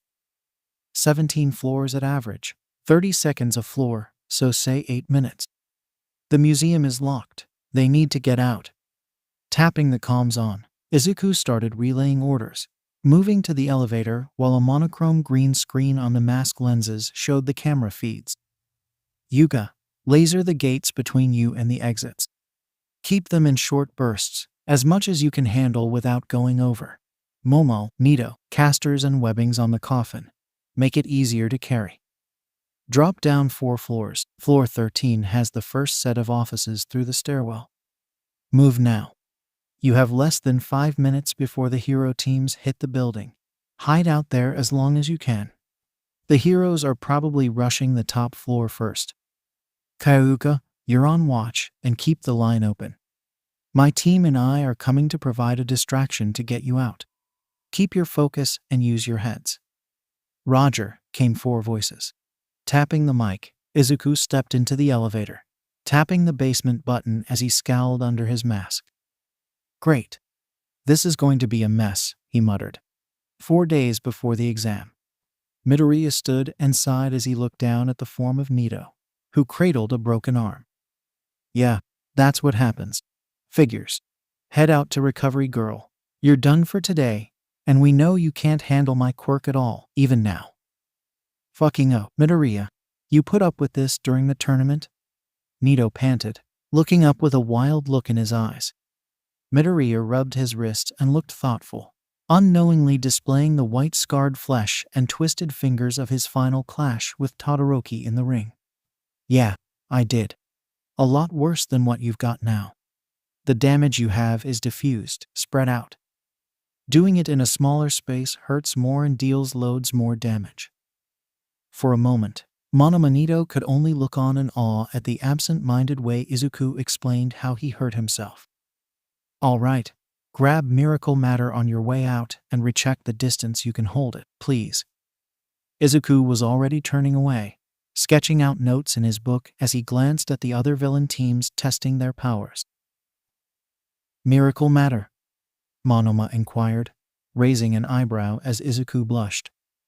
Oh, sorry, I meant 𝐀𝐦. Go grab 𝐀𝐦.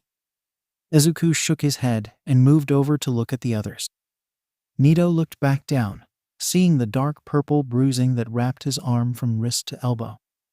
As he tagged Yaoyorozu and borrowed her quirk, he felt at his arm. Honestly, it hurt. He's had broken bones, but even now, 10 minutes after it broke, he felt a deep, throbbing ache through his arm. But that was nothing compared to the rush of power. It felt like he had stood in a tunnel as the ocean crashed through him. With one last look at the scarred figure of his kingpin, Nito headed to Recovery Girl. Kirishima, Tetsu, take the ground floors up. Bondo, you run support with them. Seal off areas as you pass. Ida, Ajiro, Tsunotori, take the west stairwell to the museum floors. Lock it down and figure out what they were after. Then start searching from the top down. Me and Sparky here will head to the center floors and then clear up to meet you. Then we'll all double back down to meet the ground team. Go. Katsuki barked orders as his team closed in on the building. After nods and muttered agreement, the teams hit the building lobby at a run. Bondo fired a quick stream of Semidine across the elevator bank before he followed the rest of his team through the grand doors into the ground floor. The other teams headed for their stairwells. Ida took the stairs 3 at a time, engines pumping and steps sure as he raced. Ojiro simply leaped from railing to railing, zigzagging up the stairwell center towards the top, joined by Tsunotori. She would leap several floors, land, and then leap several more. On the other stairwell, Bakugo and Kaminari were forced to take a more mundane route. They ran the stairs 2 at a time as they raced for the 7th floor to begin their chase. Far above, a pale blonde-haired boy sighed and tossed a can attached to a small blasting cap, a long line of string and a wireless trigger over the railing. The string quickly pulled tight, the line tied off on the lower railing of the staircase. Bombs away. Nito grinned, then turned back and helped maneuver the coffin through the doors onto floor 13. Across from him, Momo was turning and placing a second prepped can and cord set up on the ceiling, attached by a strip of duct tape from her pocket. Move it, assholes. We've got to get set up. 𝐬𝐬 whispered at the two creators as Yuga pulled the leading edge of the coffin through doors and into a high-rise office. King to Acquisition Squad. Defend your floor and keep the elevators intact. We're arriving through the tunnels in 4 minutes. Hold off until then. Hacker suggests compound 6 on the doors and support structures to reinforce. Hold out on the far side from the elevator banks and clear an arena in the center. Feel free to trap the halls from the stairs. Understood, King, 𝐬𝐬 replied, already moving to begin. 𝐁𝐦 broke into the museum entrance first and started a search of the floor, looking for messed up exhibits, broken glass, or signs of a struggle. He found it easy, as there was a straight path of molten metal grates leading through the hallways. Following them, he found and marked 7 variant civil bots, their outfits and painted decorations marking them as fake security guards. Each of them had holes punched through heads or necks. He quickly compared them to memory and tapped his comms. Alert. 2 intruder identities suggested from damage in the museum location. 𝐺𝐸 and 𝐸𝐬. He looked around before adding, whatever they took was from the zombie exhibit. Looks like it was a centerpiece. Got it. Glasses for brains. Take a look around for a minute, then start down. Sparky and I are almost at floor 9. Shitty hair, steel hair, you two find anything? Ooh, not yet, Deku bro. Most of the lower floors are just conference rooms and cubicle cells so far. We've got Bondo sealing up the main exits as we go, and he's got the elevator banks done. We're finishing the 2nd floor now. Hurry it up. Ida, get a move on. Understood. He disconnected and then turned to his team, who had been following along. Ojiro, start from the central room, check the upper balcony. Tsunatori, clear where you can on this floor, and then guard the door. I'll start on the computers, set up an uplink to HQ so we can access the feeds. Denki jogged through the floor, eyes roaming as he searched. Bakugo had gone the far way around the floor. Each step sent small sparks across his skin and lights flickering brighter as he passed. Next fucking floor, came the order as he and Bakugo regrouped at the stairs, heading up once more. They rushed up the steps and Denki saw Bakugo flinch and start to turn. He turned with him, eyes barely making out something swaying in the center of the stairwell. Then he heard a beep and a bang.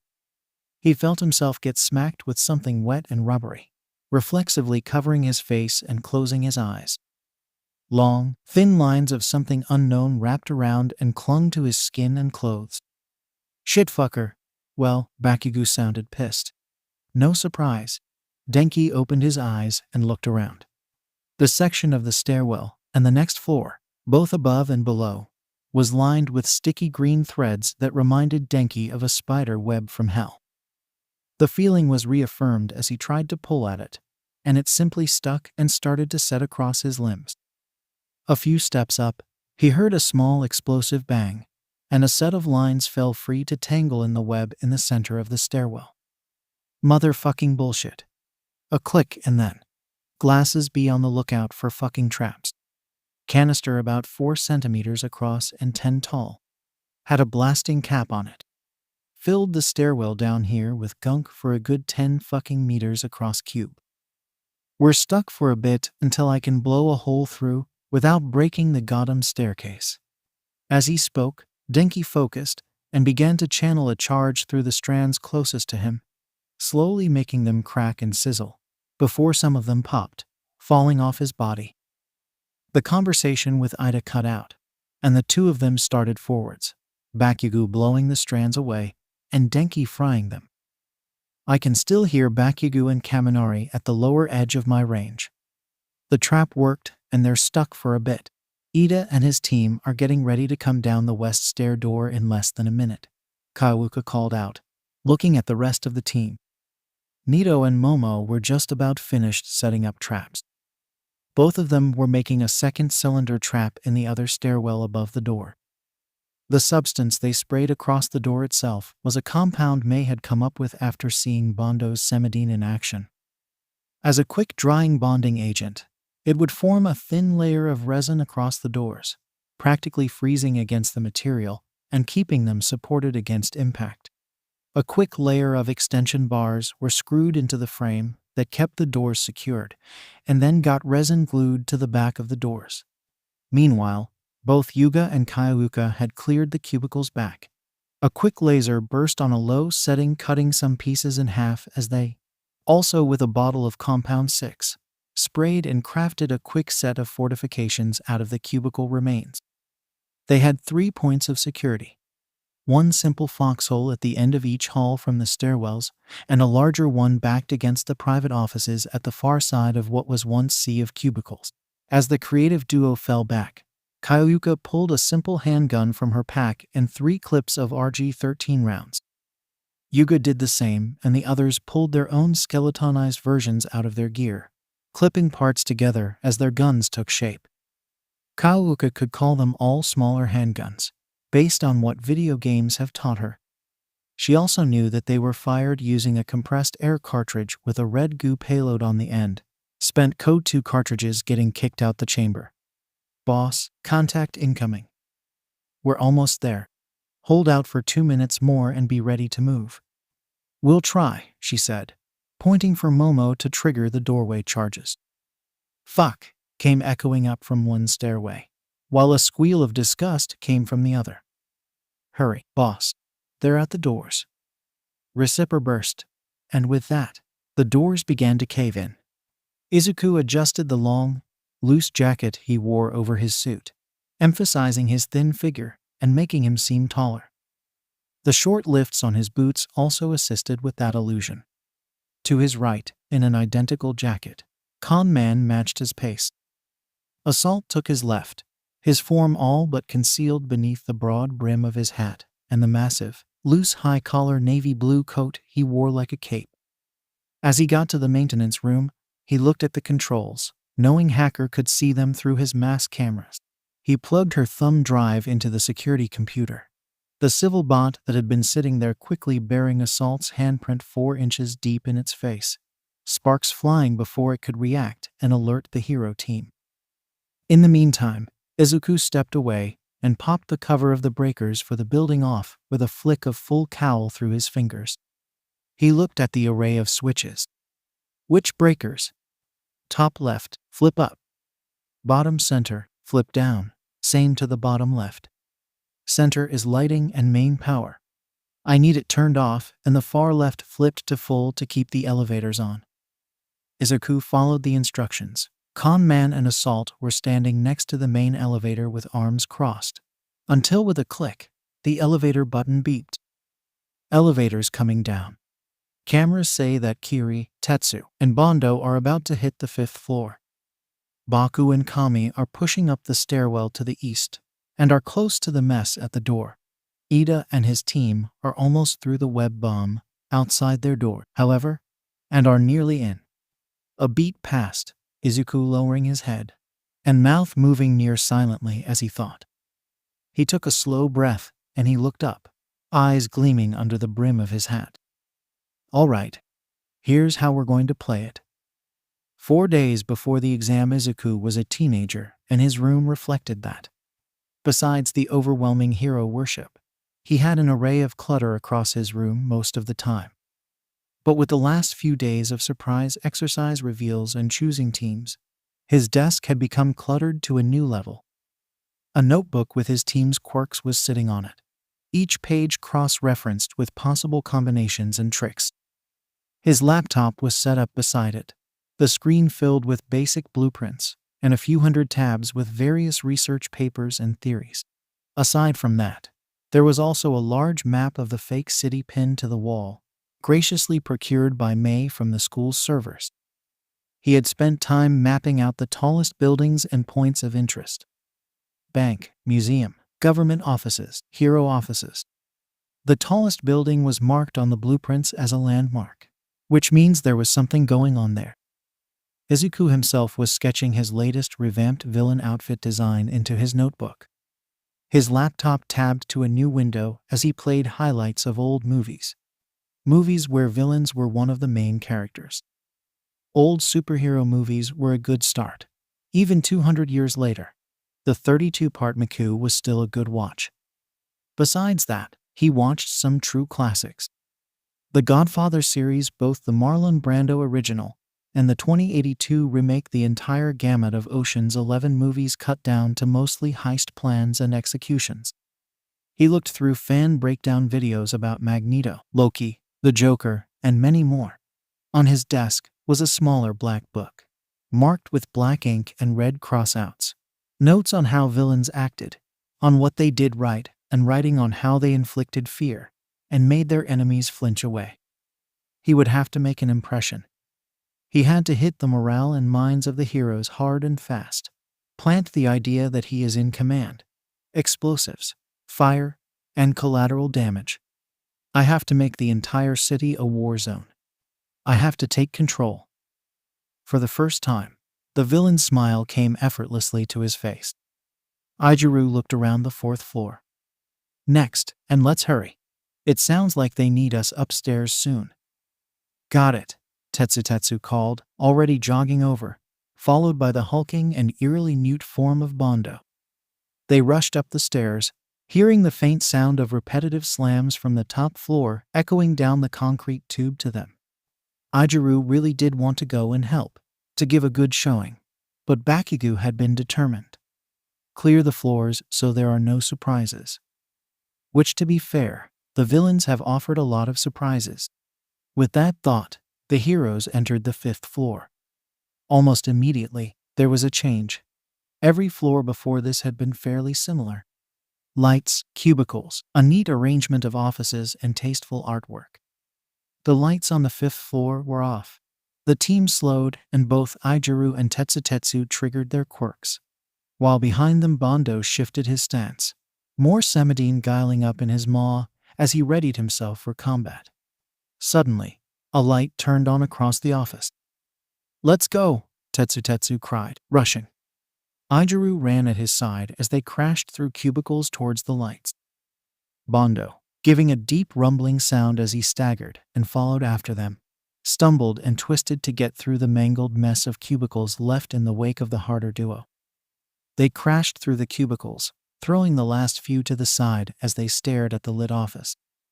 There, sitting at the desk in the glass-walled corner office, was Midoriya, but in front of him, leaning on the door to the office, was a figure who made them pause. Long black suit jacket, a green tie and black vest matching Midoriya's down to the red leather shoes and red gloves of his outfit. A black, full head mask with a solid, featureless black void, with the exception of a faintly glowing green question mark. "Welcome, heroes. Sadly, your player 3 has another game to play. Assault, if you would," the man with the mask said, voice distorted but clear. There were rapid footsteps, and then a crash, making both 𝐲𝐬 and 𝗧𝗧𝗧𝗧 flinch and half turn back. A massive, blue coat-wrapped form with a wide-brimmed tan hat slammed into 𝗵𝗲 from the depths of the cubicles and sent him crashing into the maze of office supplies. But enough about him. You two gentlemen are mine to deal with. Both turned back, crouching and raising fists, radiating righteous aggression. "Let's go." "First, the pleasantries," he called, holding up his hands in a non-threatening manner. "I go by the name Con Man, and yourselves?" "I'm Red Riot," Kirishima shouted. "And I'm Real Steel," Tetsu echoed. And then, everything just began to fade away, leaving one last line echoing through their memories.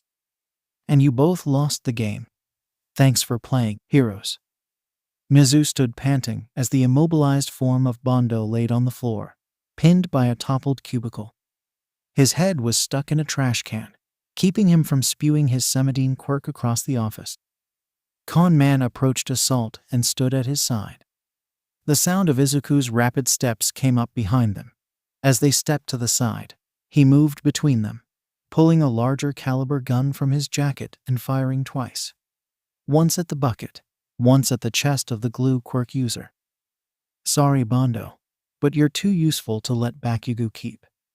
Gentlemen, let's move. We have an appointment with our pals upstairs to attend to."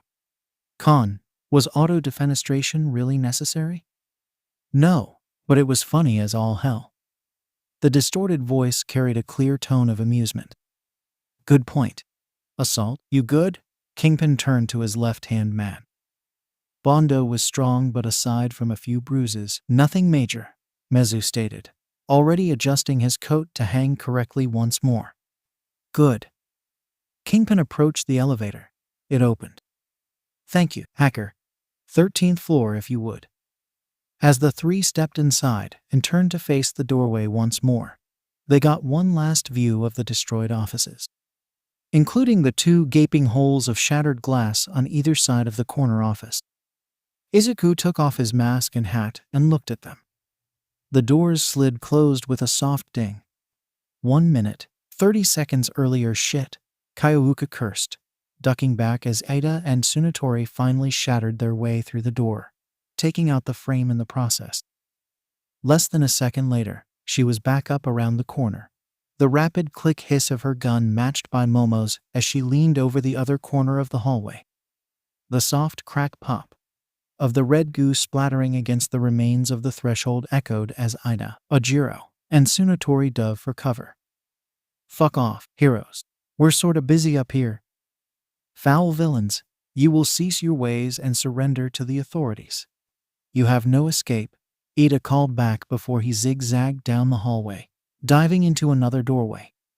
Red spatters painted the frame behind him. Fuck off, Kyoyuka repeated, sending another round through the threshold and making Ojiro flinch back. As she stepped back and reloaded, Momo stepping out to fire, she whispered into her calm. Boss, what's the holdup? Just a moment, we're almost done now. The sound of shattering glass came over the comms. Never mind. We're done. Up in a bit. Kyoyuka slammed the new mag into place and stepped around, firing off more rounds as Momo took a turn to reload. Ojiro was pulling the beat and battered steel door back towards him with his tail. That was the problem. Die, you shitty door. Correction. That was the problem. Sacre bleu. Monsieur Paragon is already at the port. Fuck, fall back. Momo and Kyoyuka made a break for it, with Yuga and Nito following suit across the room. All four raced for the half-built fort across the room, the girls sending potshots at the corner they had just occupied. With a bang, the other stairwell door went flying, shattered resin and broken rods still dragging the stone framework with it across the room. It shattered the glass wall of an office along the way. Crouched behind the barricade, they watched as Bakugo, hands popping and crackling, walked around the corner. The sheer malice coming from his stance made the villains pause, which let the other four heroes stack up on the corners, ready to act. You're all under arrest. Now we can do this the easy way and you surrender, or the fucking hard way as I rip you apart. Asterisk ding asterisk a pause, and the entire floor felt their gazes be drawn to the slowly sliding doors of the elevator surrounded by the heroes. Red leather boots laced up past the ankle and polished to a shine stepped through the entrance. Pitch black slacks rose under a long black coat of the same color. Hands clad in skin-tight gloves, the same color as his shoes, clasped in front of him. The jacket parted to reveal a black vest, a bright white shirt, and a perfectly tied green tie. Above it sat a grinning mask of black on white, and a low black-brimmed hat with two feathers rising from each side, each a bright acid green to complement his hair and tie. To the left of him, his two comrades stepped in. The matching outfit and hidden identity of con man slouching slightly, more disheveled at his side, with a looser tie and hat lopsided over his identity-concealing mask. The mountain in the navy trenchcoat known as Assault flanked the other side. A voice, obviously enhanced with a microphone to be clear, based on the slight distortion, spoke. How about my way, Kaken, he said, voice chipper and upbeat as the kingpin tilted his head. 𝐀𝐦 looked on as his boss pulled yet another flashy play, drawing all the attention, getting everyone and everything in the room to look at one single person. Kingpin reveled in the attention, standing tall and proud, his focus solely on Bakugo. It truly looked like a fight for the ages was approaching. Deku, Bakugo began before freezing, face falling blank. Which is exactly what the boss wanted. Go jump out the window, you stupid motherfucker. The voice behind the mask was muffled, but the distortion was gone.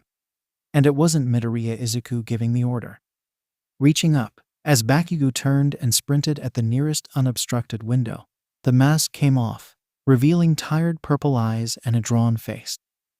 Then the hat and a curly green wig also came off, revealing deep purple spikes as Shinsu Hitoshi took in his work with a smile. With the shattering of glass, the biggest fighting asset on the hero team was removed from play. Good job, Con-man. That was easier than expected. With a flicker of green sparks across his skin, the figure wearing the Con-man question mask stepped forwards, yanking off his mask and trading with Hitoshi for his hat back. Was Midoriya Izuku, the actual kingpin, whose side Shoji had never left. Let's do this. Before the words were out of Izuku's mouth, Meizu was already on the move. The lower two arms reached into the folds of his jacket, and with two long smooth draws, the red goo equivalent of double-barrel shotguns came forth. One swung up, already sighting on the panicky, sparking mess that was Kaminari as his eyes widened. The other aimed at Ida's team's general direction. With two pulled fingers, the gun popped with the sound of compressed gases. Kaminari barely had time to respond before he was covered across the legs and up his left-hand side, screaming in surprise and pain as the force knocked him down and back. On the other side, Ida's team dove for cover, Ojo ducking behind the battered security door for safety, as his team split to either side of the corridor. Acquisition squad, bring me the coffin, if you would be so kind. Assault, give them a few hands, Izuku called as, with a flash of full cowl, he kicked the remains of the first barricade on the side, where Ida had come from, slamming the broken and modified cubicle mess into a surprised Ojiro, and sending him flying back down the hall.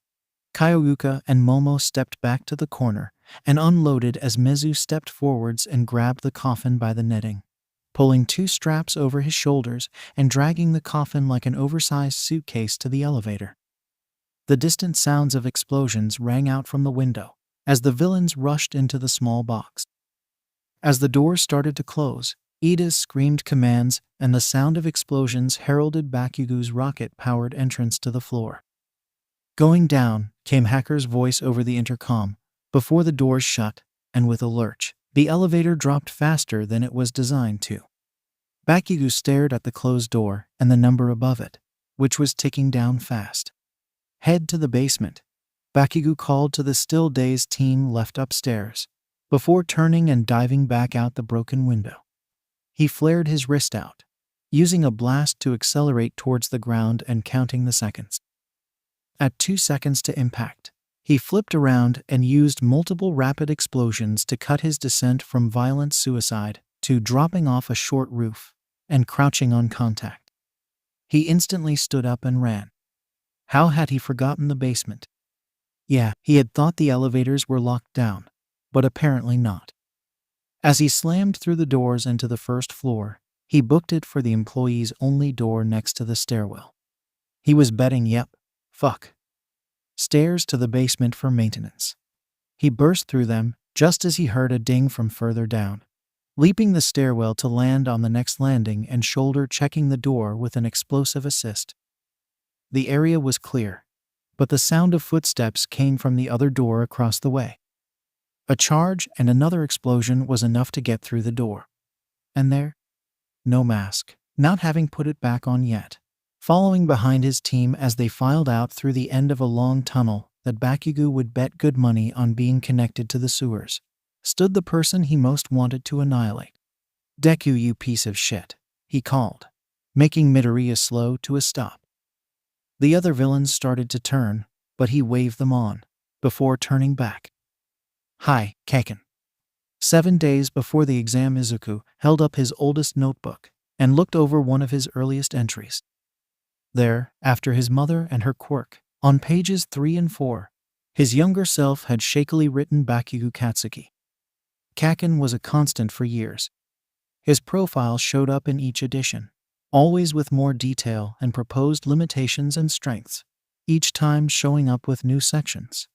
Analysis of personality, Analysis of fighting style, of words not to say and things not to do. Some of them were on how to avoid 𝐀𝐦. But now he was ready to fight back. He pulled out a new, black notebook. Under the cover, he wrote something simple. Plus ultra. And on the first page, he started writing about how to win. It all started with Bakugo Katsuki. "Deku, you piece of shit." The yell echoed down the gray stone corridor, the fluorescent lighting and exposed panels above them belying that they were in a service corridor. "Hi, 𝐀𝐦. You know, I was hoping con man's orders would work to keep you busy for a while longer." Izuku turned, eyes cold as he looked at Bakugo down the corridor. He reached up and adjusted his hat slightly.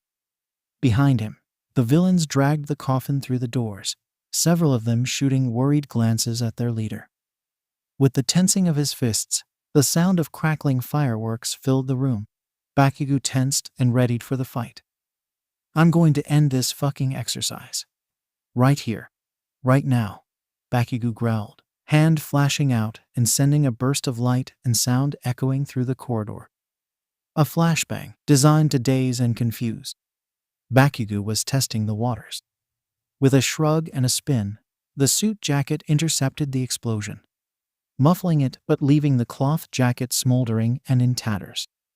At the end of the corridor, Izuku tilted his head, eyes traveling from the cloth to Bakugo, before he gently tossed it and let it land at the base of the cement wall to the side. Izuku began to fold the sleeves of his white button-up shirt up, cuffing them above his elbows to reveal the scarred skin and tight muscle. His forearms were already crackling with faint lines of green and red as One for All pulsed through him. "Really? You think that you can take me? Right here, right now?" Izuku mocked, before reaching out a hand to the wall and slamming his fist through a glass-covered red metal trigger. He yanked down, all but ripping it from the wall, the motion etched with a glimmer of green energy. "Let's see it, then." The ring of a fire alarm triggered, and with a hiss the sprinklers lining the hall burst to life. With a growl, Bakugo realized what the play was. Mixing his sweat with the water would weaken his explosions. The near rain in the corridor would chill them both, lessening the sweat he could output regardless. That meant he only had 2 heavy blasts, the stored sweat in the gauntlets. He either had to lead with that or save them for a surprise down the fight. He chose to lead. He rushed forwards, getting closer. In response, Izuku rushed back. His face and arms crackled with a faint aura of tightly regulated power, water streaming off his stupid hat as they neared each other. The two met with roars of effort and a flash of power. Ida all but staggered down the last of the stairs, looking around. The fire alarm was going off, for some reason, and he could barely hear over it. A battered Ojiro and a focused Tsunatori were trailing as he looked around, reaching up to tap his comm. "HQ, come in, this is Ida." "HQ, come in. This is HQ. Ida, are you okay? I'm getting crazy signals from the security system of the building. I got those feeds you wanted. Is something on fire?" The slightly nervous ramblings of Kodai came over the comms. "I don't know, but listen. Get the others on watch moving and wake up someone to watch the monitors. They need to get here, now." "Kingpin is here," Ada spoke tersely, already running around and trying to listen for the faint sounds of explosions below him. "We need backup. Now." "On our way," Kodai confirmed, the sounds of her moving from the console coming through before she cut the connection. "Ojiro, look for the lower floor team. I doubt Kirishima and Tetsutetsu went down easy. Tsunatori, help me find a way down." The two leaders lashed out. Fists and weakened explosive blasts slammed against the walls as the two once friends, now enemies, fought. Splashes of water were kicked up with each step. The snap and hum of superpowered blows being exchanged filled the air with each dodge and parry. The clanging explosions and the pulse of green lights pushed each block. Connecting fists moved faster and faster and faster. All of these things marked the anthem of their fight. Midoriya ducked around a right, catching 𝐀𝐦's arm and twisting, slamming him face first into the wall. 𝐀𝐦 swore and spun back out of the grip, arms scraping along the wall as he twisted and swung his left grenade gauntlet, aiming at Deku. With a shout, he set his stance to hold against the recoil and pulled the trigger. Die shitty Deku. He glanced up and saw Midoriya lunge, not away but towards 𝐀𝐦, hat held in hand as he brought it down on the nozzle of the gauntlet. The explosion blew them both back. After a few seconds to regain his footing, 𝐀𝐦 looked down. Where his gauntlet had once been now stood only cracked metal wreckage attached to the armored bracer, which had protected his wrist. He looked up, watching the quickly dissipating smoke around Midoriya as the green-haired kingpin stepped through the curtains of water provided by the sprinklers. The hat he held in his hand smoked, the feathers nothing but ragged tufts. Yet the hat itself was intact. It had taken his strongest explosion full force without tearing apart. I really do have to thank Hacker for this. She came up with a material resilient enough to redirect your explosions. Deku gave a bloody grin and set his hat back on his head, water running down his face from his green hair, strands plastered to his face. There was a second of stillness, both of them tensing to fight before with a flicker of green Izuku got in close. The two once more traded blows back and forth, but with only one gauntlet left and soaked to the bone by the sprinklers, 𝐀𝐦 was practically quirkless. A series of jabs to his arms and shoulders left him gasping.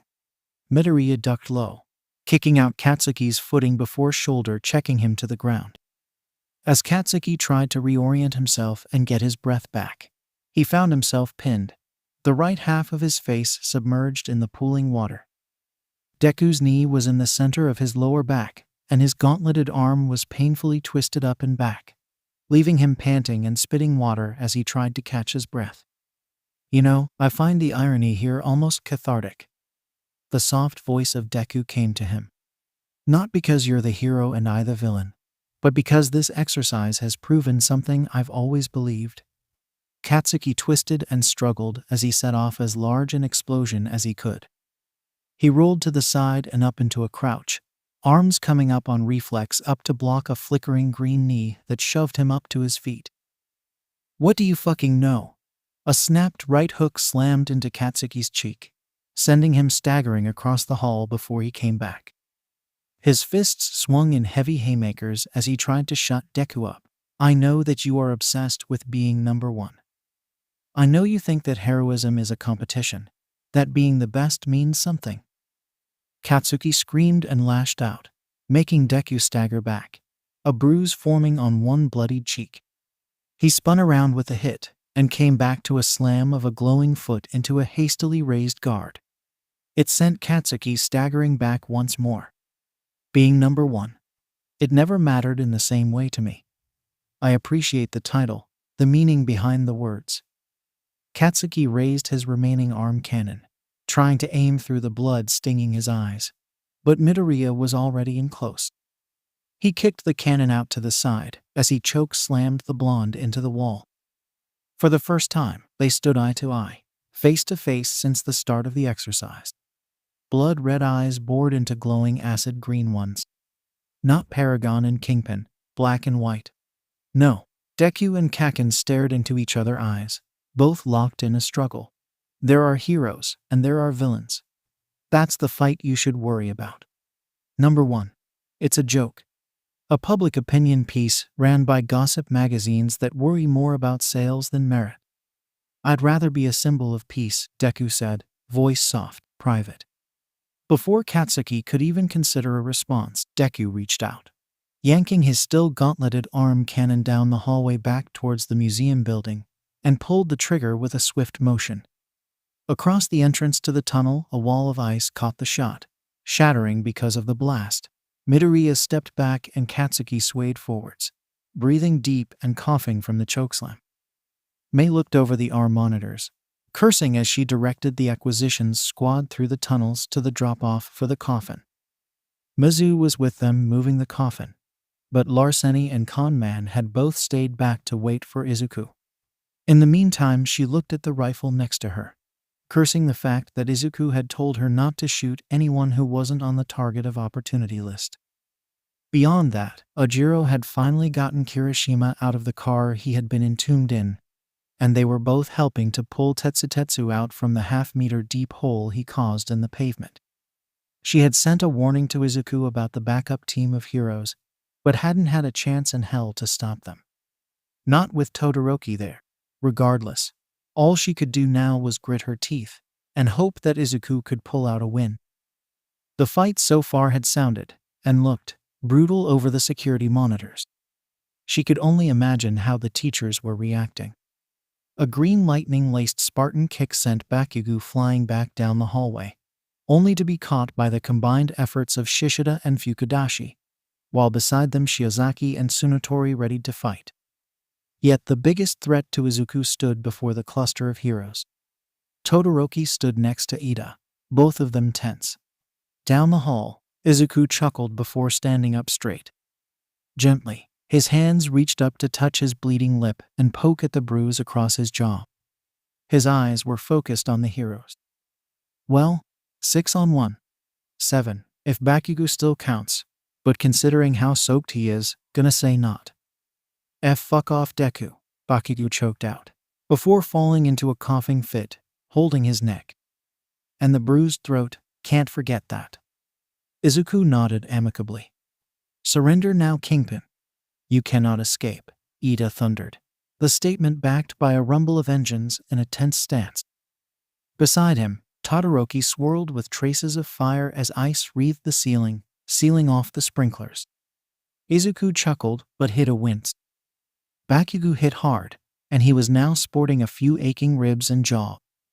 Not to mention his knuckles were bruised and swelling from the punches against the grenade gauntlets. The gloves had helped, but these weren't the special ones for Kakin. He eyed them, options from what he had ready rolling through his mind. He didn't know how many of his backups or prepared plans were even close to ready, and his earpiece was missing. Lost in the fight, most likely. It was looking more and more like he was going to have to bluff or connive his way. Excuse me, boss. A flash of blonde showed Monoma Nito, codename Larceny, stepping forwards, hand already resting on Izuku's shoulder. Sorry about this, boss, but your taxi is waiting, and you are far too important to lose here. At that moment, green met gray. Izuku realized that Larceny had touched the side of his neck. Wait, Lars. With a glowing surge of green and silver lightning, Izuku was lifted and sent flying back through the tunnel to the entrance to the underground, only to be roughly caught by the slim form of Con Man. Izuku's eyes were panicked, green staring out with glowing fire. See ya, boss. Stay safe, yeah? Nito grinned back down the hall at Izuku, throwing his boss a wink, before the door started to close. Wait, fuck Nito, echoed his voice as the doors slammed shut. Nito bit off a hiss, looking at his now broken left arm. It was quickly turning black and blue from the damage. He turned to look at the heroes, who were standing there in shock. Nito chuckled, though the pain made the sound sharp and shaky. Well, I still have an arm, so let's see if I can copy my boss. Yeah, 2 for 2. Todoroki was already widening his eyes as Nito drew his arm back, taking aim down the hallway at the heroes. A quick rush of ice was thrown up, and the heroes stepped back and started to brace themselves, ice forming thick walls and rushing down the corridor towards him. You know what our teachers say? Nito grinned, green light surging down his arm. Go beyond. Plus. Ultra. Nito swung in a full body motion forwards and roared. He unleashed a punch aimed not at, but above the heroes, at the ceiling and into the lobby of the skyscraper. He watched the water around him turn into mist in the shockwave's pressure, walls cracking from the edge of the force. The ceiling shattered under the force of the hit, caving out and away from the source of the pressure. Then the pain hit, and he blacked out for a few seconds, trying to cradle his broken arms as the pain consumed him. A beat, anywhere from a few seconds to half a minute. Nito blinked to clear the tears from his eyes, looking out and up at the ruins of the lobby, the angled, several-meter-thick ice wall that had been built to shield the heroes quickly began to have a hole melted through it. Above them, the concrete ceiling had been shattered and pushed back, the floor of the lobby bucking and bursting through the front door, the associated lobby wall, and a good portion of the neighboring second-story wall. Even through the night, Nito could see that the windows across the street had shattered from the force. He winced at the fact that his arms felt like they were on fire and staggered forwards, kicking a seat into place that had fallen from the front lobby, a couch now missing half its length. As it settled back onto its two left feet and the broken center resting on the shattered concrete, Nito breathed a deep sigh and the ice barrier cracked and shattered. In less than 10 seconds, he found himself facing the 7 heroes, newly ruffled from his grand hurrah. "Well, I surrender." Nito smiled, slightly manic. "Though I can't quite raise my arms to gesture right now." Across from him, 7 pairs of eyes narrowed. "Damn, tough crowd." Izuku caught his breath as they finally reached far enough that heroes couldn't catch them. The tunnel network around the museum was filled in with resin bombs, and rigged tunnels collapsed behind them, traps going live. The green-haired leader looked at the purple brainwasher across the pipe from him. "Think I sold the performance?"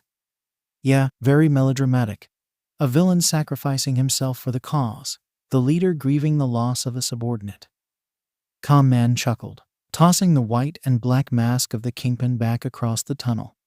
"I think larceny is going to be right where we want him. I gave him the rundown, and he loved the plan." "Good." Izuku pulled the mask on, voice suddenly coming off far more sinister through its distortion. "I hate that we had to play this out, but it does mean we are one step closer. In fact, I would even say that we've now begun moving into the mid-game phase. HMM contact base, get teams sorted. We're going for the rush." 3 days before the exam Musatafu ward, Hitoshi and Midoriya sat at a counter. The coffee shop was open until midnight, and the hour was fast approaching. He and Midoriya had talked business, as it was. So, the two were now simply enjoying the calm atmosphere, coffee and tea cups littering the table as much as paper and pens did. Hitoshi sipped his tall dark espresso, eyes soft from their usual mania, as he looked over a few notes he had made. Hitoshi considered what was happening, how close he had become to Midoriya's master plans, and felt a rush of familiar anxiety. The words slipped out. "Why me?" Midoriya blinked, eyes widening as he sucked down another mouthful of creamy frap coffee. "In what context?" He tilted his head. "The exercise, the huge game you're playing, the plans and routes we can take. Why are you telling to me?" Hitoshi emphasized by tapping his finger on the notebook's title stage directions in the center of the table. "I'm not even in your class. Hell, we only started meeting up after the sports festival and your internship because we both suffer insomnia and prefer to be productive at ungodly hours of the night. Why make me your second, your field commander?" There was a pause.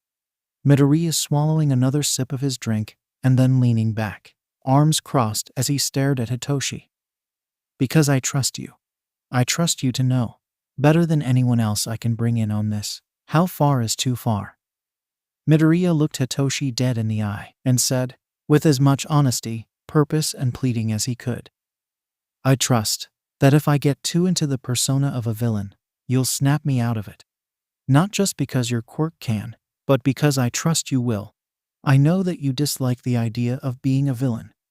That though you enjoy the irony of the exercise, you don't want to be a villain more than you already are accused of. So if I go too far, if I get lost in my own mind, I need someone to pull me back from the edge." There was a moment of silence and Hitoshi was in awe. "Me? But I don't have the best quirk or share classes with you. How can you trust me? All we do is come and sit and talk. We're friends, yeah, but," is what he wants to say. But the thought is cut off. A flash of memory from after the internship period. "I never had many friends," Midoriya rubbing his neck and looking tired at 3 in the morning in an all-night diner. "But I want to be one of yours." Izuku rubs his neck the same way now, And beneath the thin veneer of smiles and nervousness is true uncertainty. He's putting himself out there, trying to open up. Sure, Izuku, I'll keep you in check. That blinding smile he gets makes the anxiety he will no doubt suffer worth it. Microfractures all over the metacarpals in your right hand, contusions across your entire upper body, a slight concussion, and a fractured jaw. Wow, Izuku, did you have to let him hit you so hard? Mei joked, running a small scanner over his hands before she set it down. She turned to gather the antiseptic and liquid bandages from her pack. It wasn't exactly consensual, Mei, Izuku muttered, wincing as she cleaned the scrapes across his hands, eyes lidded as he ignored the pain that flared with every motion.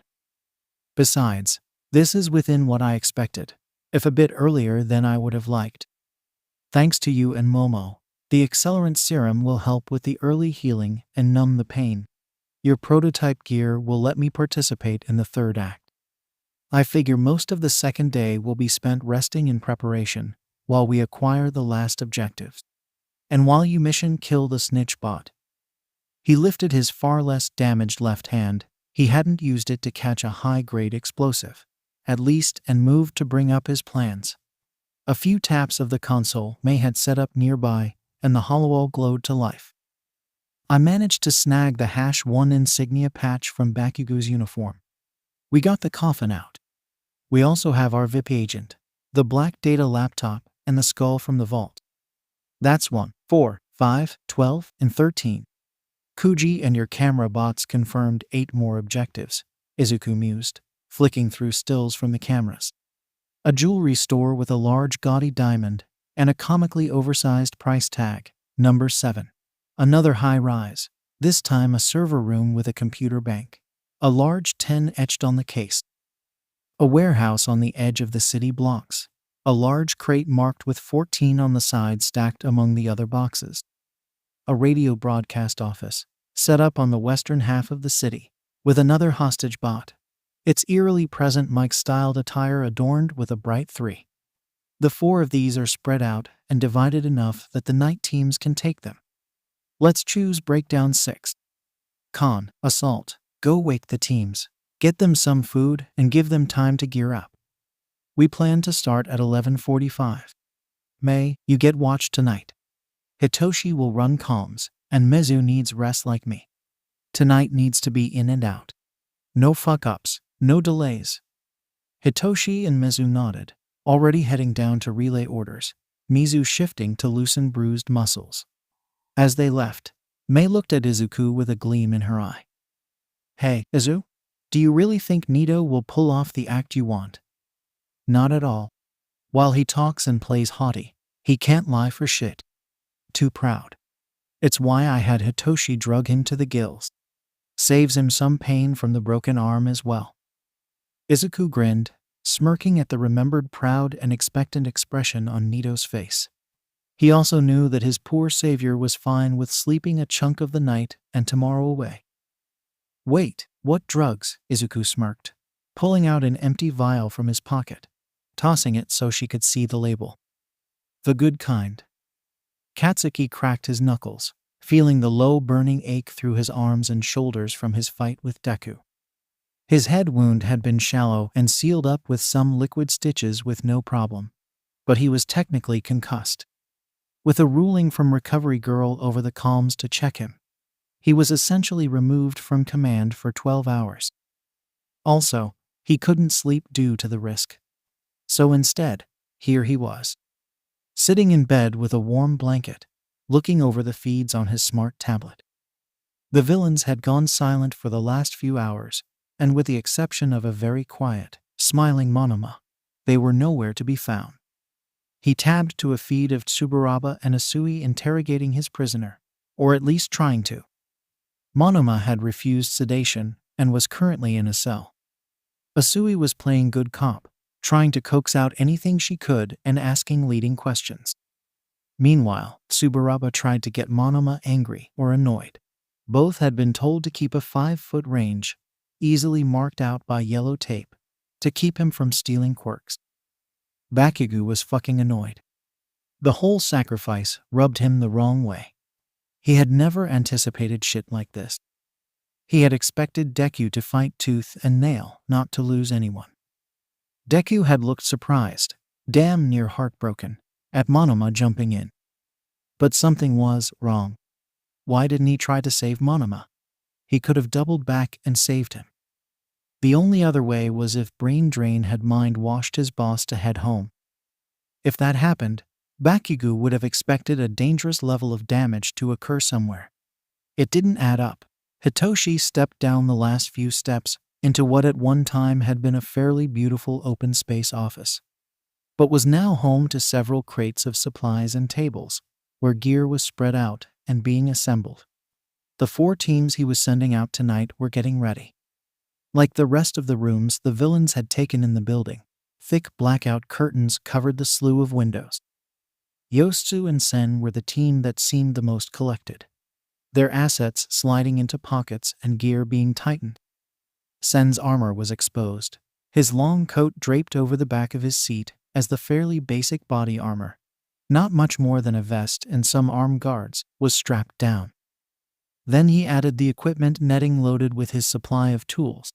His gas mask was sitting on the table, the filters fresh and ready. Beside him stood Yosu in a black tank top and cargo pants, with a courier-style pack of tools. His bandana was still there, holding his hair back, but a face mask similar to Mizu's stretched from cheekbone to collar, decorated with a massive blue smile. Yosu had taken his role as graffiti with glee and had already been planning out places for traps and ambushes through the building. The main stairwell, covered with bright red and blue X marks and tripwires, was proof of that. The elevator itself was the only safe way through the upper levels of the tower now. The other teams were setting up as well. 𝐬𝐬𝐿 had his cloak spread out over the counter as he checked its wiring. His under-outfit was designed with leather and buckles in mind, taking inspiration from the old movie, The Crow, with Brandon Lee and Edward Scissorhands.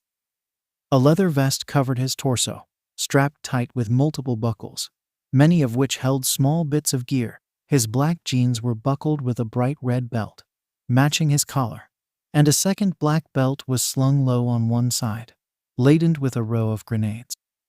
Beside him, Kiworo had swapped his gray vest for a deep red one, and was also grabbing quite a few tools and a pair of batons for combat. Beyond that, his hat had been replaced by a short black hood that stuck into the collar of his shirt. He had also added a gas mask with bright, green glowing lenses. Mina stood with 𝐬𝐬𝐬 by the window. She had foregone her classic motley array of colors in exchange for an outfit that looked like black scaly joints and plates of polished black armor, adding a smooth black visor that wrapped her eyes. Her pink hair was pulled back into a loose ponytail. Her armor had also been hooked up with tubes too, and from tanks mounted on her hips, to store extra acids. In the end, she did indeed look like an alien queen. Her partner 𝐬𝐬𝐬, on the other hand, looked ghoulish. Her outfit, a loose school uniform in gray and black, was tattered and ripped. Her hair was covered by a black veil, giving her an appearance straight out of a horror movie. The pale, faceless white mask she favored only added to that menacing expression. Hitoshi knew from talking with Mei there were a few secrets to 𝐬𝐬𝐬's outfit, extra armor, and gear stashed in its layers. The final duo was Juzu and Itsuka. Juzu picked a full suit with tails when they had asked for his preference, and had a gold tie and hat band to accentuate his off-color skin tone. He also had a long, curved hook staff with him, for ease of use. The soft-spoken teen was engaged with Itsuka in conversation, who had taken a business-casual approach. Button-up shirt and vest, long skirt that parted up the sides to her thighs for ease of movement, and a belt of pouches filled with various tools and gadgets. For several minutes Hitoshi watched, seeing them all finish setting up, zipping bags and stashing the last of the tools. With a twirl, 𝐬𝐬𝐬𝐿 wrapped his cloak around his shoulders, and the internal lighting turned on, bathing the depths of the cloak and hood with a deep red glow, both to keep dark shadow at bay and provide an intimidating effect. Particularly when he slipped on a cloth mask with the same tech over his head and it lit up with glowing red eyes and a smile over his avian skull. With that, Hitoshi stepped forwards and tapped a console, the white walls behind him being covered with projections. "All right, fallen ladies and gents. Izuku wanted us to strike at 11:45. I want us out and moving into position by 11:30. The faster we get this done, the faster we can set up for day 2.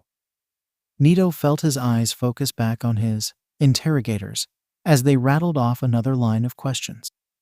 𝗬𝗵𝗲 was loud and aggressive, slamming the wall and blowing wind around. Asui was calm and focused. Honestly, even if Nito wanted to respond and fuck with them, he really couldn't. The pill that Khan had slipped him was great at numbing out the pain of shattering both his arms, but it made the world hazy. He sort of got what they were saying. Where is your base? What are your plans? Blah blah blah.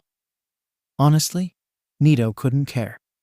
Khan had said that it would wear off in about 16 hours, and that extortion would help with his arm problem. Heh, the plan for extortion is really, really, really funny. Nito burst into giggles and his interrogators gave up. "Shouta, Asui," Shiozaki Ibara started, looking over the gathered heroes. "Call me Tsuyu." "Tsuyu, then. We're setting up patrols. You two have the console." "Understood. I, Todoroki, and Uraraka are team leaders. With me are Satu and Kamakiri. Uraraka has Shiro and 𝗬𝗵𝗲. Todoroki has Rin and Shishida. Takage, Hagakure, and Komori. You're on base watch. Keep the place secure.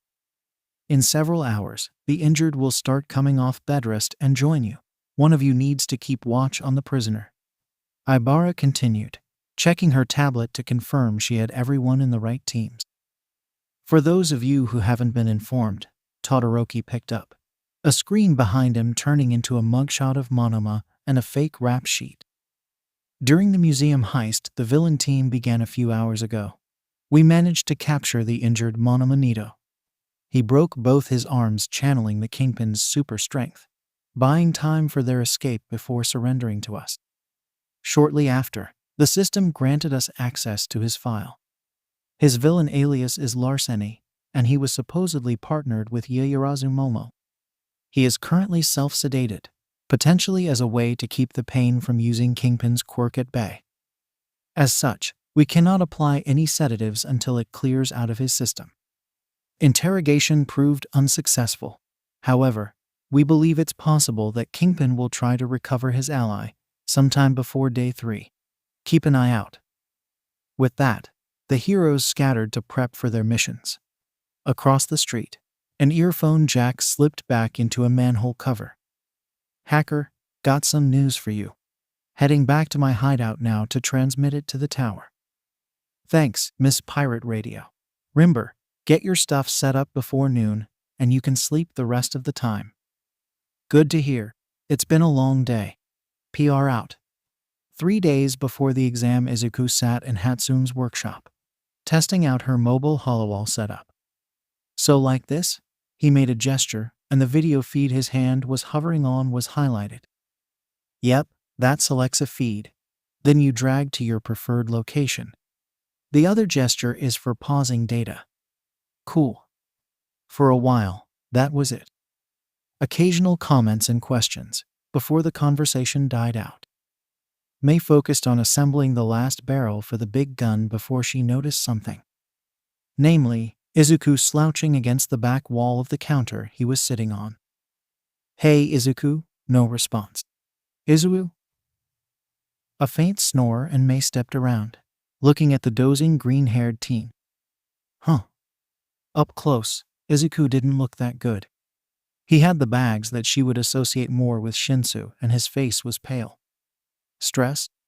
He had been active and up late if the odd midnight updates to plans were any indicator.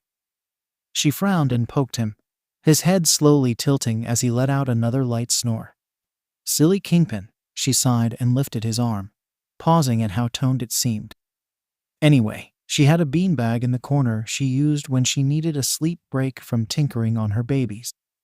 It would be more comfortable than sleeping standing up. She got his arm around her neck and reached to grab under his knees, planning to princess carry Izuku to the beanbag. She got her grip, crouched and stood, and almost staggered because holy hell, for such a small guy Izuku-kun was heavy. Careful not to wake the sleeping mastermind, Mei navigated towards the massive beanbag she had in the corner. She set Izuku down, sighing in relief at letting the weight go. She was no stranger to heavy stuff, but Izuku still weighed more than she thought. She glanced down and noticed his shirt had ridden up, exposing the reason. The little badass was pure muscle. She grinned and took a picture of his abs, before shifting his shirt back down. She laid a fleece blanket over him to keep him warm and headed back to the hollow. She had a few adjustments to do, though if she ended up with a few more pictures of the sleeping green-haired boy, well, no one had to know. "Check in," Mei called, looking at the hollow as she popped in her ear set once more. Her eyes focused as the 8 camera feeds from the villains' masks and hats came through. Nightmare and Blackout, ready. The two were crouched in a back alley, ready to move. Hold Up and Graffiti, ready to rock. They sat underground, standing at the base of a manhole cover. Drug Runner and Lift, set and good to go. There they were, Mina making acid to top off her tanks as they looked at the street from behind a dumpster. Slight and Smuggler, eyes on the target. The two were sitting in an empty restaurant, having tunneled into the basement and already cut the alarms. Good. Go, on all fronts. Keep your wits about you. Get in, get out, and get home. Base, this is Alpha, moving back down the 3rd Street going south. No signs, Uraraka called in over the comms. Tsuyu nodded to herself, making notes. Roger that. Beta, Delta, update? Tsuyu murmured, marking Uraraka's current location on the map. Delta here. Moving north now, up near the west side at the moment, and we're heading back soon. That was Todoroki, marker goes there. Beta here, circling 2 blocks from the outside as usual, east side currently. And there was Shiozaki, marked there. Understood. Keep in touch. Juzu yawned as, with a soft click, his neck loosened and his jaw popped, clearing the last of sleep stiffness from his body.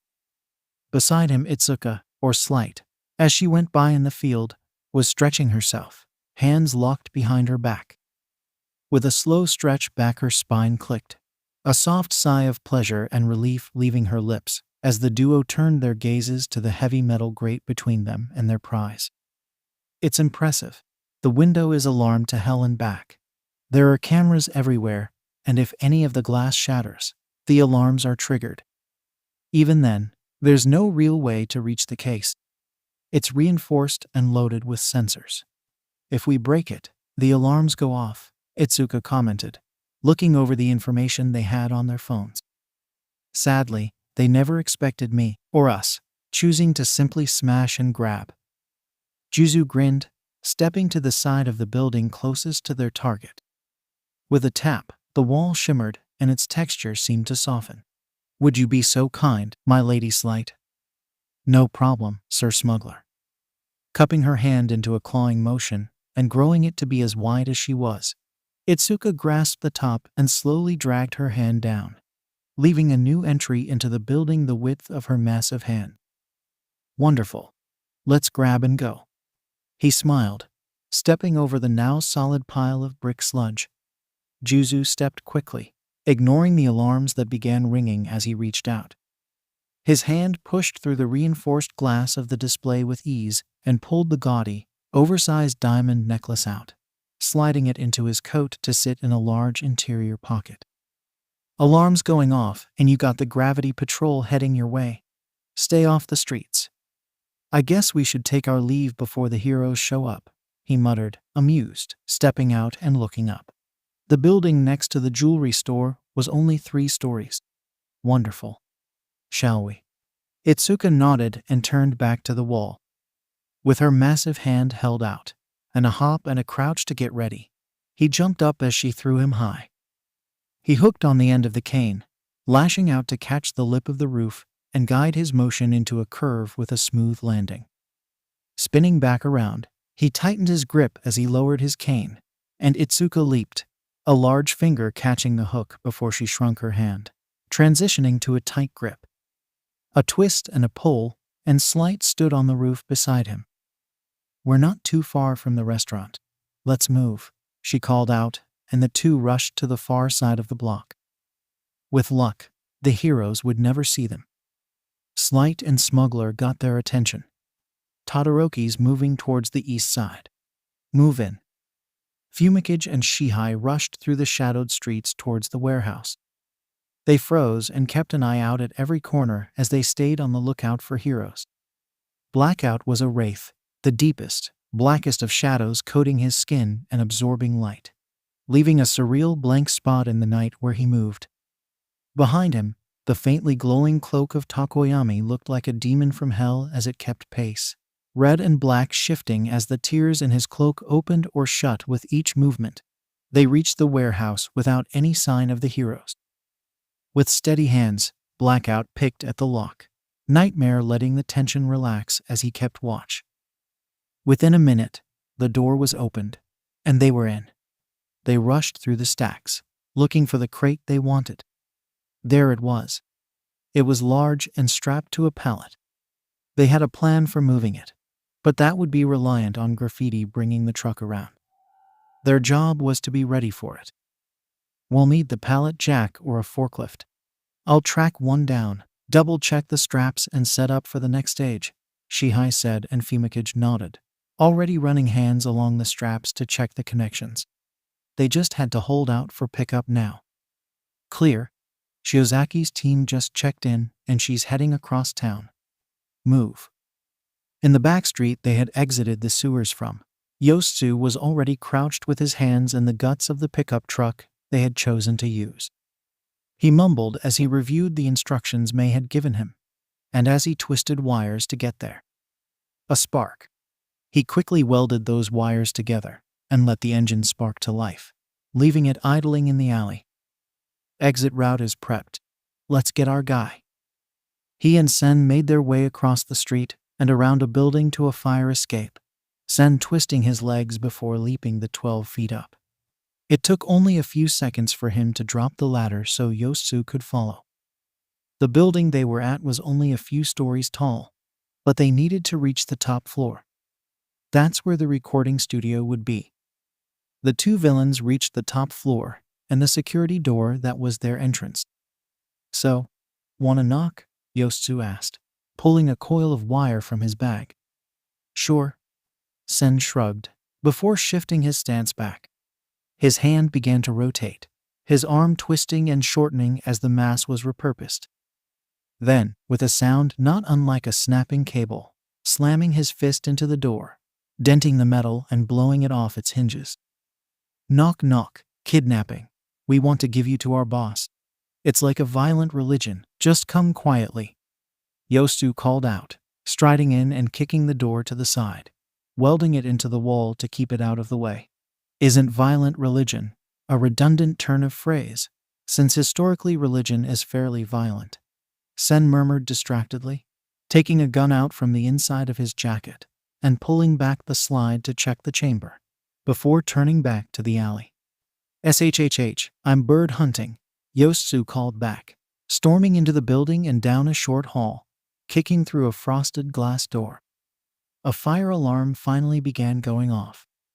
There, clumsily standing behind a desk across the open-floor studio, was the target. A modified civil bot with a conical yellow hat and a leather vest.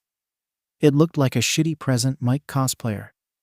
Yosu snapped the wire taut between his fists, the blue painted on smile and dark eyes, showing as he stomped across the room. "There you are. Now hold still so this doesn't hurt." "Shit, there's a second alarm. Uraraka, keep on the first alarm. Todoroki, get ready to back Uraraka up from the north if there's a fight. Shiozaki, the alarm is coming from 3 blocks east and 1 north of where you are now. Hurry, sending you the marker now." Rieko held out her hand, watching it turn pale and lifeless, stuck rigidly in place, as a new spectral arm emerged from the wall and opened the door from the inside. She and her partner walked through the side door of the high-rise without setting off the alarm. Behind her, Mina grinned and looked around. That was easy. Now we just need to get to the 4th floor and plug in the uplink. Yep, let's head up. You'll need to melt a few walls. I can only open some of the doors like that. As we planned? Mina asked, already tapping her visor and seeing the overlaid blueprints through the walls. Wiring and plumbing showed up in bright red, supports in yellow. As we planned, Ryako echoed back, striding through the building's back hallways. The 2 horror movie villains grinned as they headed upstairs. Uraraka leaped from building to building, short pulses of weightlessness, letting her move from one vantage point to another with long, carefully timed jumps. Zero moved across the street, and between them 𝗬𝗵𝗲 ran down it, his breathing slow and easy as the 3 headed for what HQ had told them was a jewelry store. She was heading up to a taller point when she saw them. Nothing much, but a flicker of change, a breaking of light from one window to another. 2 figures leaping across the rooftops a half-block away. Zero, 𝗬𝗵𝗲, I have visual contact. Here's the plan. 6 days before the exam, Uraraka glanced back across the room, seeing Deku tense slightly, but keeping his eyes down as she joined the hero team. Beside her, Todoroki leaned back against the wall, eyes also locked on Izuku. Todoroki looked at Izuku with a thoughtful expression as Ida joined them, also somewhat morose at what felt like a betrayal. She looked over and shared a commiserating look with her rule-abiding friend, only to be interrupted from her thoughts. Uraraka, came the soft voice. That was not Ida. She turned to the ice and fire user. Don't pity him. What do you mean? She hissed back, a flicker of anger igniting under her skin before she noticed how tense Todoroki actually was. Don't pity Midoriya. It's not going to end well if you do, Todoroki emphasized softly, but his gaze was locked on her. I've seen that stance twice. Felt this mood before. When he stood back up and yelled at me during the festival, when he broke his already broken fingers, when he convinced me to use my fire. That was enough to shock her. She had seen Deku during that. They all had. The 2 fighters had been away from any microphones, and most of the cameras aimed at them had been unable to really get a good shot of Izuku's face during that fight in the arena. Todoroki had tossed ice everywhere, and Izuku's strikes had claimed their fair share of cameras, but she had seen Izuku pause, and then push harder than before. What was the second time? Ida spoke up this time, a sharp hissed word that surprised her. Hasu. The second time was in Hasu. That's when I saw it. Uraraka looked back at her friend. Everyone in the class knew something went down in Hasu. Midoriya's mysterious message, the fact they were admitted to the hospital, Ida's new scars, and the video of Stain. She knew those things meant something, but she didn't know exactly what.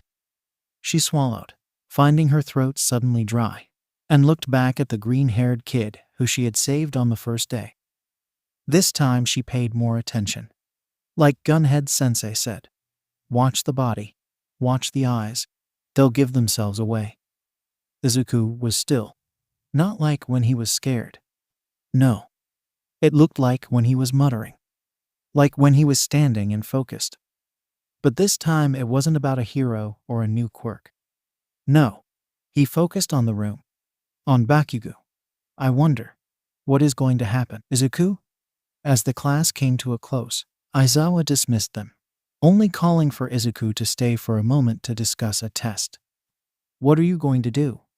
Juzu would have been taken out in the first moment of the fight if he hadn't turned to check his 6 o'clock. As it is, he only brought his hook staff around in time to clumsily fend off a high-speed kick from a student in orange and black armor. He stumbled back and into Itsuka's side, causing her to spin around, hands already expanding. By then the attacker had kicked off, flying up and back across the roof, pulled back in a long arc to where 2 strands of tape were stuck to the rooftop. Tower, got 3 on us from above. We need an exit stat. Zero, Uraraka, and 𝗬𝗵𝗲, Itsuka muttered. It was true, Staff raised and held to guard. Juzu could see what was going on more clearly now. 𝐸𝐻 was floating just above the roof, the tape from his elbows anchoring him. Beside him, 𝗬𝗵𝗲 mantled over the ledge, while 𝗬𝗚 landed from a long jump, tapping her hands together as she and 𝐸𝐻 dropped to the floor. "Hello, villains. We are here to capture you. Come along quietly or get wrecked," 𝗬𝗵𝗲 called, tensed for a fight. "Hold on a minute, I gotta check something." "Better make it fast, hacker." Sen and Yostsu rushed, the civil bot held by its legs and torso between them as they moved across the street. Sen glanced around and cursed. There, probably 2 blocks away and closing in fast, a snaking line of vines was coming their way. It was ridden by 3 figures as it lashed out and dragged itself forwards rapidly. "Graffiti, get going. I'll slow them down." Sen dropped the legs towards Yostsu, who rushed into the side street and headed for the still idling truck. At the same time, Sen pulled his handgun back out and took careful shots at the heroes. 2 blocks, almost 1/4 of a kilometer in distance. The snap-hiss sound of the gun went fast as he tried to pepper the approaching heroes. Sadly, that fell apart when the vines simply shifted and curled back, granting Shiozaki and her allies built-in cover before they surged forwards once more. "Oh, that's not fucking fair." Sen put the gun away as he ran down the side street, the roar of the pickup signaling that it was time to go. He reached to his jacket lapel and pulled a cylinder from where it hung, yanking the pin and dropping it as he vaulted the back of the truck. He came to a stop less than a meter from the welded-to-the-wall mic bot. "Go, go, go." He hammered on the cab's back wall with a boot, looking at the first tendrils of vines that came creeping along the street.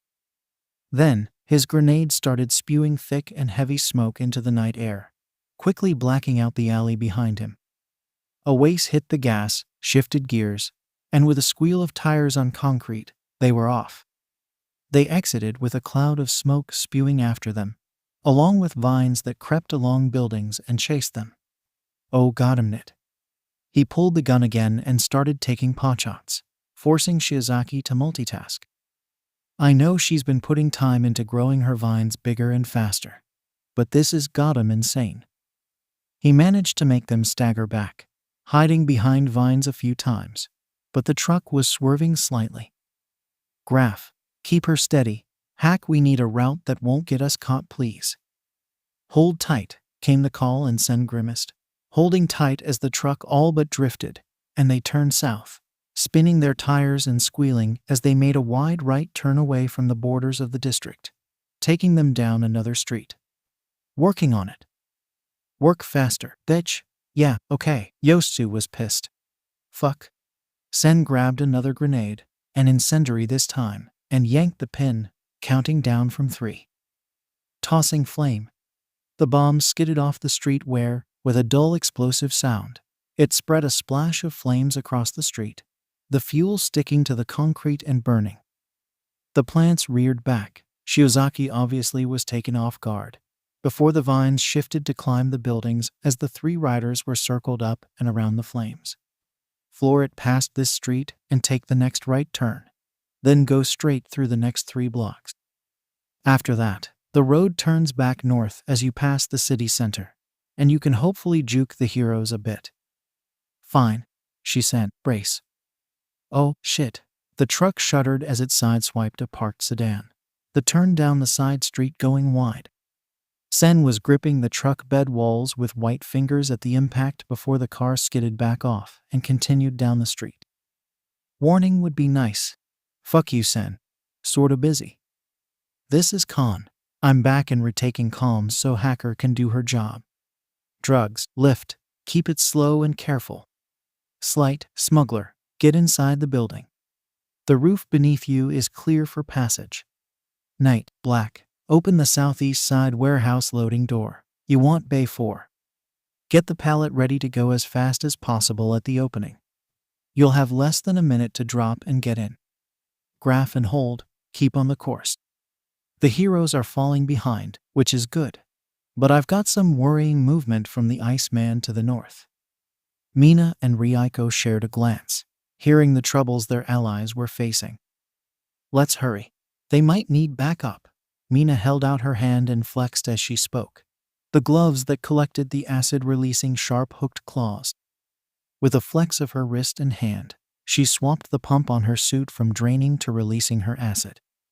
With the heavy-duty non-corrosive points exposed and dripping with alkalines, she went to work. She scored lines filled with the highly potent acid that slowly melted and corroded through the concrete and rebar wall between them and the server room. As it crumbled, she dug the claws in, pulling the decayed chunks away to let the acid eat deeper, faster. She scored through each layer quickly, 𝐸𝐻𝐸 standing back to avoid the slowly spreading line of acid across the floor. The ghost girl poured a neutralizing compound across them with the help of a phantom limb. From testing on another building, they knew this would take almost 10 minutes. The schematics showed there weren't sensors or alarms in the server room, only the rooms and offices leading into it. 𝐸𝐻𝐸 was pulled back by 𝐍𝐴's tape once more, the coil around her hand, helping as she pulled free of the sudden quicksand that the floor became. Across from them stood Itsuka and Juzu, breathing heavily as they looked ready to fight. The combat had been hectic, the heroes avoiding the rooftop itself as best they could, since the surface shifted back and forth from stone and concrete to a consistency resembling tar. The villains in return were much more elusive, avoiding 𝐸𝐻𝐸's hands or 𝐍𝐴's tape. Tsuburaba had taken a few potshots, but was far more concerned with giving his team a place to step or thing to grab so they could stay free to move. "Slight, I believe it's time for us to step down," Juzu called, slamming his foot down and setting his staff at the ready. A moment later, and he had shifted a much larger radius around him to a tar-like consistency, the heroes leaping back. Itsuka stepped close as she pulled a simple mouth and nose mask from her jacket, pressing it on to seal with a hiss. 𝐸𝐻𝐸 had but a second to realize what their plan was before she was lunging in low gravity, trying to clear the gap in a last-ditch attack. She was stopped though, Juzu swinging up the bottom of the hooked cane to slam into her, throwing her back and up for a minute as the two villains dropped through the roof, sinking through a sudden hole of liquid. "Shit. In we go," Tsuburaba muttered before blowing a platform of air for 𝐸𝐻𝐸 to land on, as the surface of the roof solidified once more. "This is going to be a nightmare," 𝐍𝐴 muttered, flexing as he readied himself. Yosu gritted his teeth, hand gripping the gearshift tight and body leaning into the foot on the gas pedal. He popped the clutch and swapped to a higher gear, palming the wheel as he steadied his course again, avoiding one more reaching vine that tried to engage and slow the sideswipe the truck made from a side alley.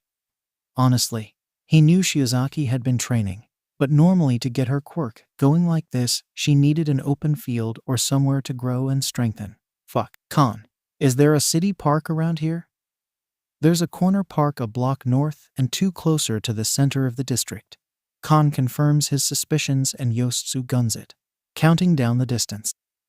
Another creeping vine crawling from an alley on the north side of the street gets flattened, but not before taking off his right side mirror. "It's there. Her vines are coming from there."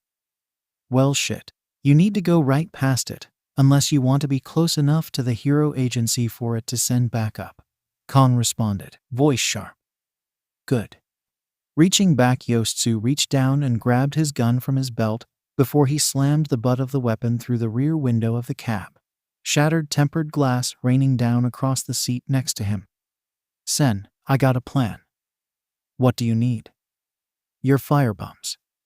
3 days before the exam, May finished her final check on the equipment. Before her, 12 metal briefcases were opened and lined up, their contents on display. Red goo, flame, concussive, flash, smoke, tear gas. She checked off her list. Izuku had requested these, and they were easy enough. Most of the designs had even been pre-made. A bit of editing to remove as much spare material as they could feasibly get away with was done, particularly once she had Momo and Mito produce the casings. Speaking of the miracle matter makers, the two had headed to lunch, planning to gorge themselves to make up for lost calories and fat reserves. Mei took her time closing up and locking the cases. After Izuku's earlier visit and subsequent nap, she had finished most of the materials for the exercise. She packed the briefcases in a crate and looked over the back of the trucks in her lab. 2 were filled with stacks of organized cases and crates, all small enough to fit in the eventual bases and travel through the sewers. She had RG guns and ammo, demolition charges, the holowall, comms and computers, and personalized suits of gear, all personally designed to make the villains stylish and dangerous. And much, much more. The one with the mount for her baby was particularly exciting, and there were a few crates prepped there as well. But she had 2 more projects that Izuku hadn't seen yet. Mei stashed the grenade crates in the trucks and then wandered to the back of her lab, pulling the half-completed projects from where they sat, hidden in plain sight. She had her personal equipment almost ready, the partial exoskeleton finished, and the armor close to completion. But for Izuku, well, his gear was still only going to be a prototype, and that's all she could give him. But she was sure he would make it work, despite the time limit it would have. She heard the door to the lab open, Nito's softly accented voice chatting about basic weapon designs with a cheerful Momo. Mei blocked them out for a moment. She had 3 days, and aside from finishing with her personal projects, there was one more thing she wanted to do. The trucks were nice, but Izuku had a point. Style and impact were important. She pulled up the requisitions form, and the catalog of cars already placed in the city. Most were old beaters, donated for use in the exam, and tabbed through it, selecting a town car for getting in early. But she needed the right car, something Izuku would like. Tomorrow, any of the villains who couldn't already drive were learning the basics of driving anyway, Yostsu planning to walk them through it. Since Mei could drive, just not legally, she decided that she would use the spare time to get started. What I need is something fast. She paused, looking at the pictures on her screen, before grinning. It wasn't what she expected, and Izuku would need to take an extra class to learn it. Perfect. I hate this plan, Sun muttered, slowly twisting his legs as he focused on the trailing Shiozaki. He would only really get one shot at this. So do I, but let's do it. Be safe. Yostsu returned, eyeing the next block and where he had to go. Ibara pushed harder, growing her vines faster and larger. After her humiliating defeat in the sports festival, she was going to prove herself. Before her team's patrol, she had spent the better part of an hour at one of the only plots of plant life in the city, growing the infrastructure to make her vines longer and stronger. Then these 2 showed up.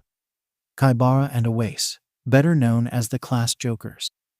𝐻𝐻𝐻 was rude and uncouth, constantly vulgar as he taunted and insulted his opponents, while far calmer, Kaibara was disrespectful and apathetic towards those around him, not to mention openly heretical, as evidenced by several very loud, very pointed debates he had started with her. Both had mocked her Christian leanings in their own ways, and she had no plans to let them escape her grasp during this exercise. She focused, the closing distance back to the park making her vines grow stronger as she pushed herself faster and farther. Sen brought up his gun again, and with a newly practiced motion, a swift weaving of vines flowed before her and her companions. But the thud and splatter of the bullets never came. Instead, a hissing sound reached her. She glanced up, the vines loosening to let her see, only for Kaibara to go crashing through, kicking her back with a surprised gasp as his boots made contact through the vines. His gas mask shone with blue, baleful eyes, gazing through the dark of the night. In each hand was a pair of pulled grenades, smoke pouring out and wreathing him like a demon of hell and brimstone. One was deep black and thick, the other a noxious green-blue glowing in the street lights, the scent of it making her tear up and choke. Tear gas of some sort. No. She shoved him back, trying to get him away, but he simply dropped the grenades, making her gasp and stagger as the vines pulled her and her allies back. In the corner of her eye, she could see Kamakiri swipe his hand, a blade growing from his arm to swipe the grenade's smoke clear. From above the path of the blade, Kaibara leaped in once more, body twisted and contorted as he used his strange quirk. He leapt off one vine to another, and then shoulder-checked Sato, the sugar eater, grunting and stumbling back as he reached for a dose of sugar. With a twisting motion, 𝐬𝐬 was behind him and pulling his gun, placing it against the underside of Sato's head, keeping his jaw closed and pointing a second gun at 𝐀𝐦 and 𝐬𝐿. Catching themselves, both heroes froze, glancing at each other and tensing. "Now, let's hold up and relax a minute, or you may just lose another teammate." Mina pointed a fist at the remains of the wall where they sizzled on the floor. With a hiss, the back of her gauntlet released a faint spray that seemed to congeal and solidify the mess. With that done, 𝐬𝐬 stepped past carefully and plugged the wireless connector May had given her into the server that sat blinking in the room. "Connection in. Heading out now." "Understood. Head to provide potential support to 𝐬𝐿 and 𝐶𝐻. Moving to the West District now." The two girls trooped back down the stairwell. 𝐬𝐬's arms went pale, letting her quickly pass from floor to floor by oversized glowing blue translucent arms, while 𝐴𝐡𝐢 slid down the stairwell on a stream of acid. 𝐸𝐻𝐴NTA crouched under the spinning staff of Honuki Juzu. Leaping off another desk in the office, he and the skeletal villain were stuck in. The sounds of thuds and Yoraka and Tsuburaga's cursing echoed as they fought with Kendo on the other side of the room. Yoraka had tried using her quirk, but zero gravity and giant fists had been a bad experience, so she had swapped to relying on Gunhead's training. Tsuburaba had tried to get a few shots in, popping shields or blowing spears of air, but Kendo was more than strong enough to shatter his air constructs. The floor around Honuki shifted and melted once more. The desk 𝐸𝐻𝐴NTA was standing on shifting as the villain lunged, staff spinning around for another strike. 𝐸𝐻𝐴NTA had managed to stick him with tape a few times, but Honuki simply softened and then ripped the bands apart. He had resorted to this game of keep away and tossing bits of furniture at Honuki in the hopes to knock him off guard. 𝐸𝐻𝐴NTA's tape yanked him towards the ceiling and at Honuki as the staff passed beneath him before the swinging hook came around and caught his knees. Yelping as he was twisted and all but thrown across the room, 𝐸𝐻𝐴NTA came rolling up on his feet, only for Honuki to kick a broken chair, one of the earlier weapons Zero had tossed at him, at the tape hero's face. 𝐸𝐻𝐴NTA brought his arms up to block the impact, only for Honuki to kick him back and to the ground. 𝐸𝐻𝐴NTA tried to push himself up when the ground beneath him seemed to shift and give and his hands went through the now soft floor. Team Gamma is awake and soon to head inbound. Team Delta is moving southeast to support Beta. Keep them there and off guard. Rolling his eyes, 𝐸𝐻𝐴NTA grunted and pulled his hands out of the soft floor before it could harden, leaping up and at Honuki once more, only for a weightless Yoraka to be sent crashing into him from behind.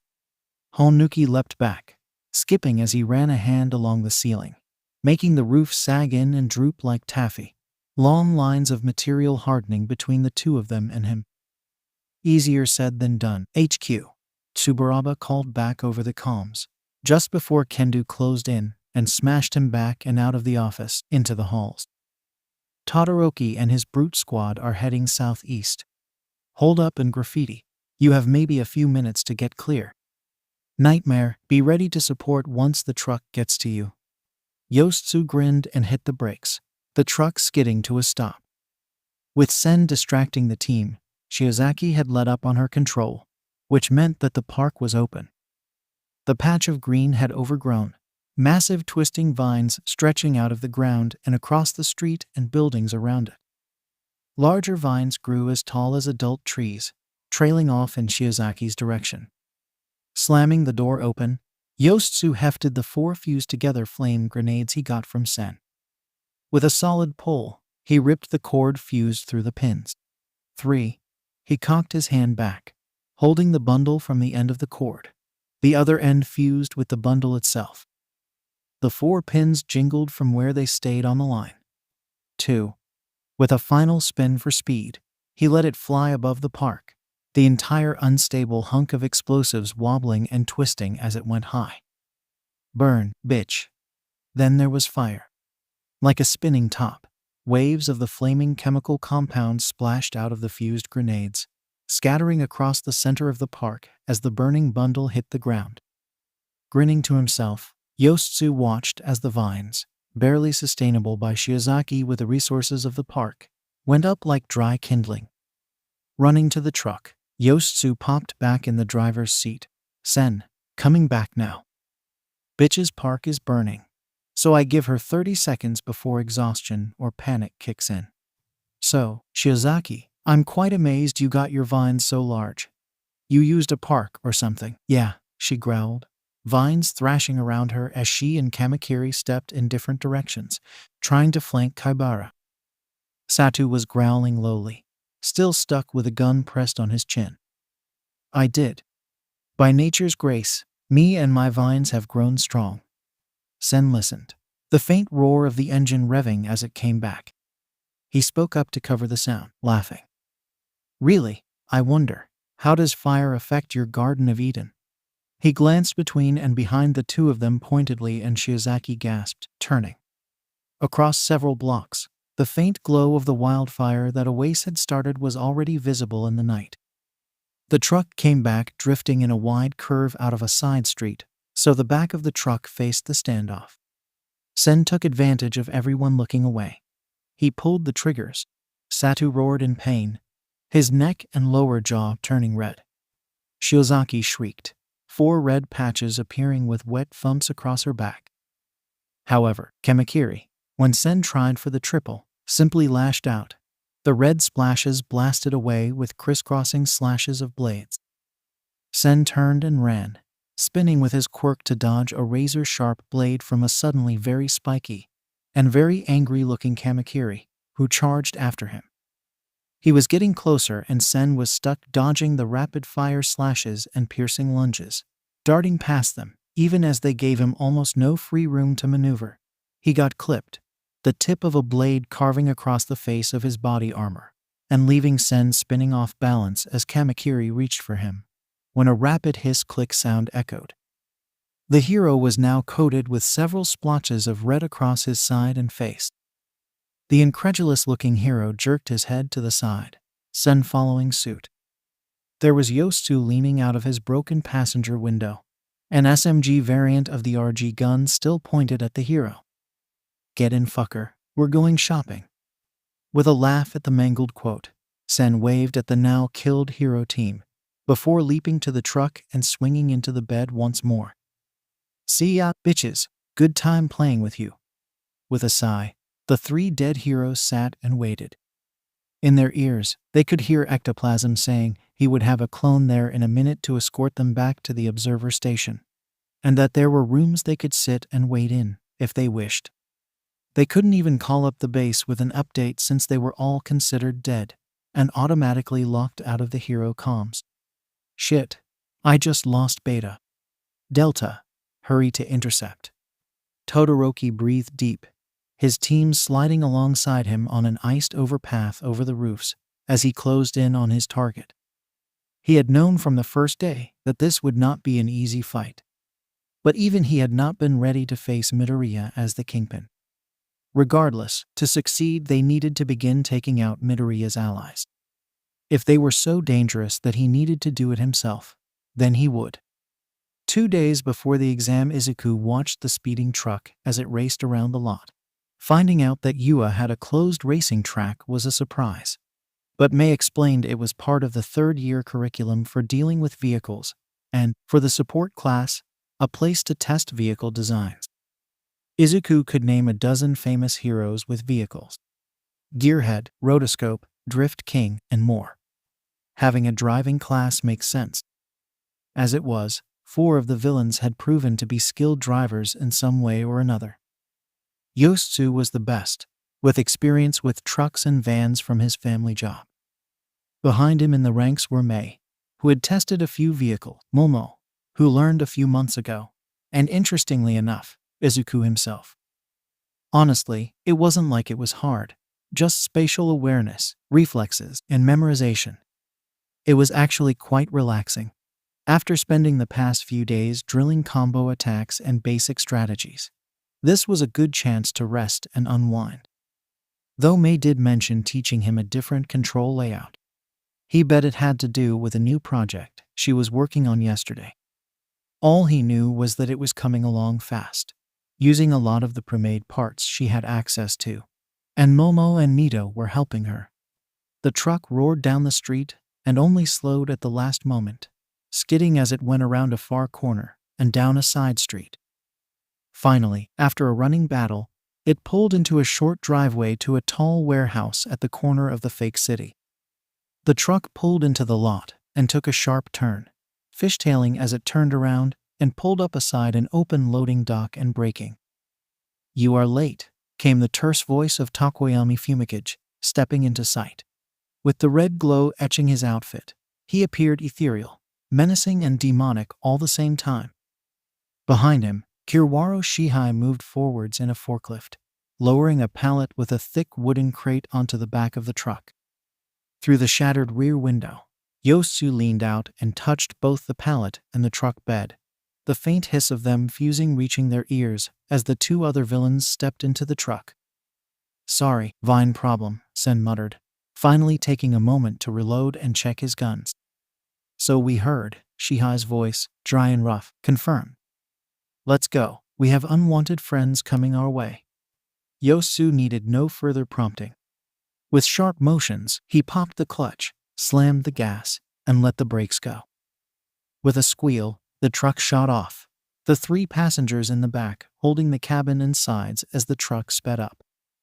"Fuck, incoming on the true." That's when the massive glacier formed and blocked off the road they were heading for. 20 minutes and 5 floors of melting, twisted combat in a 7-story building later, and the fight was still not over. Each floor they had passed through got destroyed thoroughly before the villains escaped, taking the stairs or simply falling through a floor like liquid as they evaded capture. Thank God for Gunhead Sensei's insane training regimen. The heroes were running ragged, and the villains weren't doing much better. The three heroes stood staring past a twisted and distorted corridor, into 2 massive handfuls of brick pulled from the walls of the hallway and smashed into a half-formed wall between the heroes and the villains. At some point, Hanuki Juzu had lost his staff and hat, now looking worn down, sporting quite the bruise across his temple from a lucky hit by Tsuburaba. Kendo Itsuka looked far worse, her arms black and red, dark purple bruises already forming up to her shoulders, and her hands all colored in purple. "Alpha, Gamma is coming in now." Uraraka couldn't help but grin as she heard the good news of her backup coming in. Her opponents tensed as they readied to fight once more.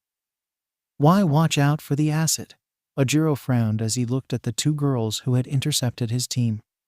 With a quick motion, he held his 2 allies, both hard-headed as could be, back from running into a trap.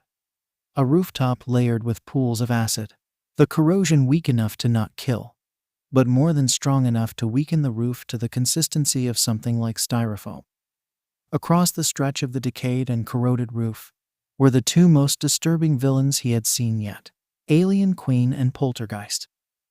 Ojiro didn't know their true villain aliases, and honestly never wanted to find out. "I hate horror movies," Ojiro muttered, and then he was busy dodging acid and spectral limbs. Intercept successful. Horrors on the roof of the exit with a company. Get ready.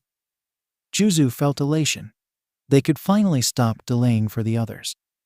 The original plan had been to simply escape, but with the eyes on them, Khan and Hacker had suggested they fight, drawing it out as long as possible.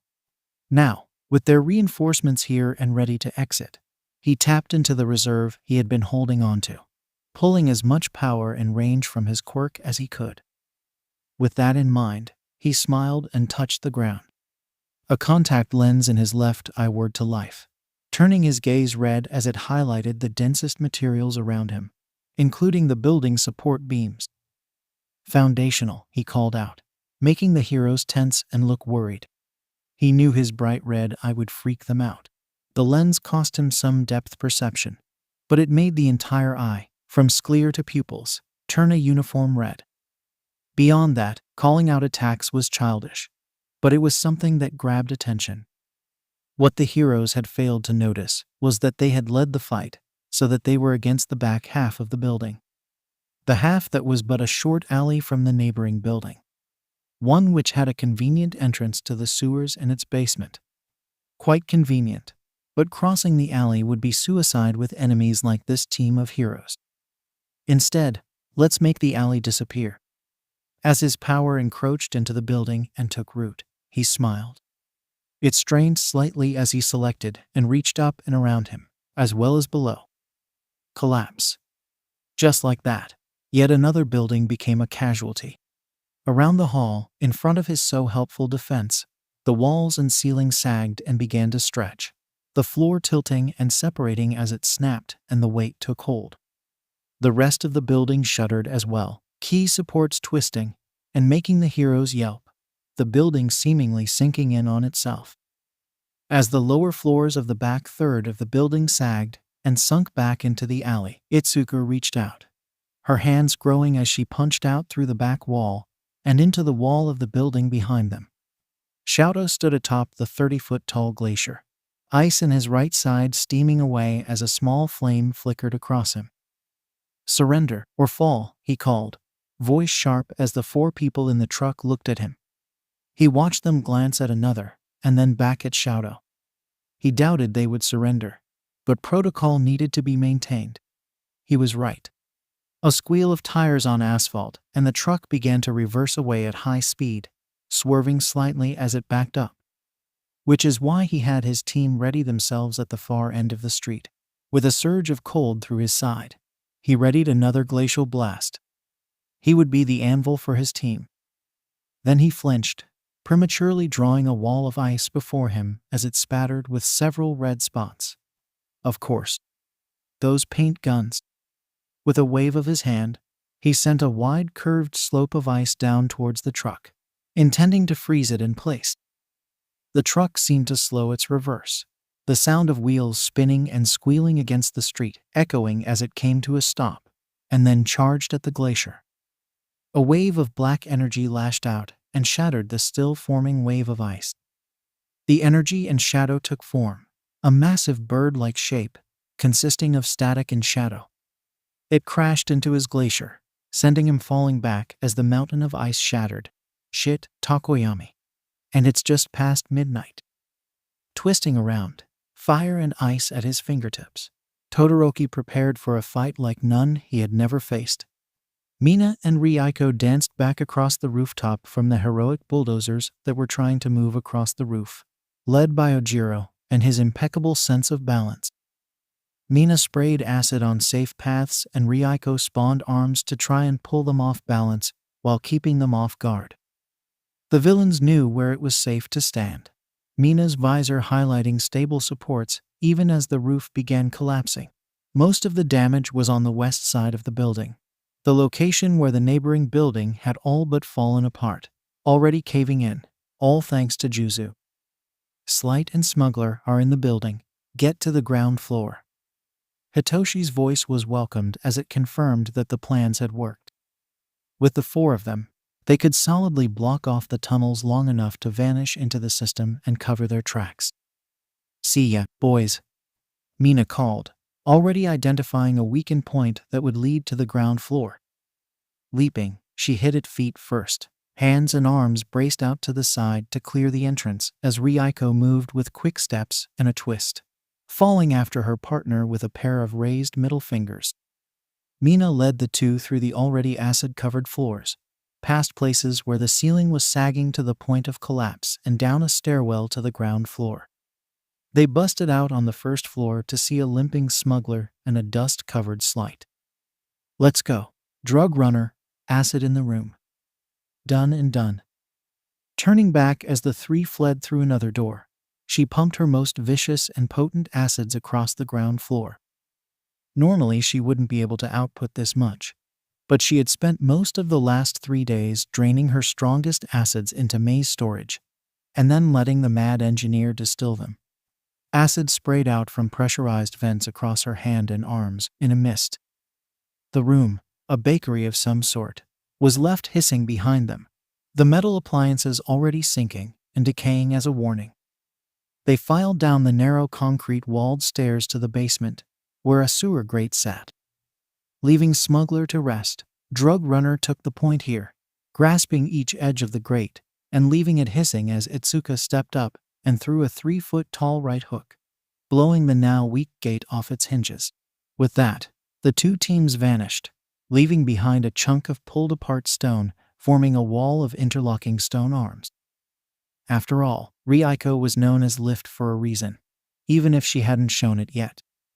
Falling, Shadow twisted, bringing fire to life as the shadow familiar crashed into him once more, making the dark bird destabilize from its attack. Todoroki landed and was already pushing off down the road south. His ice formed a ramp beneath his feet, letting him skate through the street as he tried to catch up. But the gap was growing only larger as the truck picked up speed. He saw the guns come up once more. He skidded and swerved, pulling pillars of ice up ahead of him to block the shots, only for the now recovered familiar to crash through them once more. For 3 blocks, he and the villains had been in this chase of stop and go, him making the truck skid by icing the road, only to have to defend himself as they escaped his traps. He was losing, and he knew why. His fire. Right now, despite his resolve to use both sides of his quirk, he was unpracticed with his fire, and with swapping or combining the two. Aside from overwhelming force like at the sports festival, he was open and clumsy when trying to use both abilities, and they weren't giving him time to prepare a stronger attack. Either Dark Shadow or the guns kept him from building up power. The ice was wasted building cover from the guns, and the familiar was only slightly weakened by the glow of his fur. His internal dilemma was cut off as 2 cylinders were tossed into the field of shattered ice that he was passing through. His eyes widened, and he reflexively covered himself in a half-dome of ice. A smart move, as the 2 concussive explosions shattered the crystalline structures and cracked his defense. He burst free in anger and focus, rushing forward just in time for him to meet a flashbang less than a meter in front of him.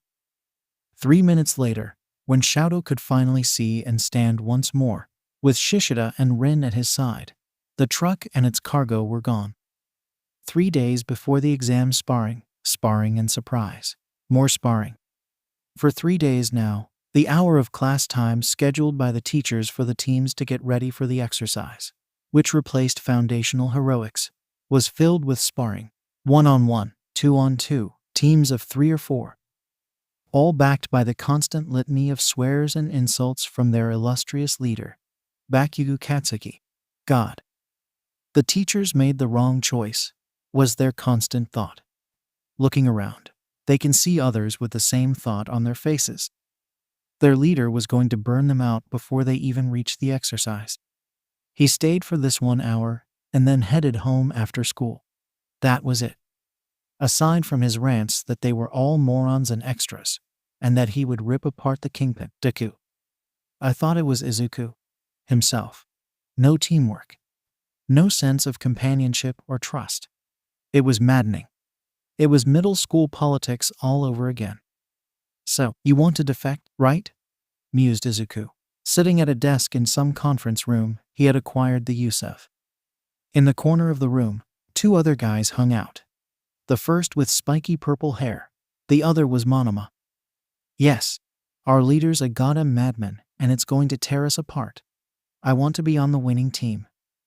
They scowled, sipping at their full glass of water. A grin, soft and relaxed. Yeah, that's 𝐀𝐦, I guess.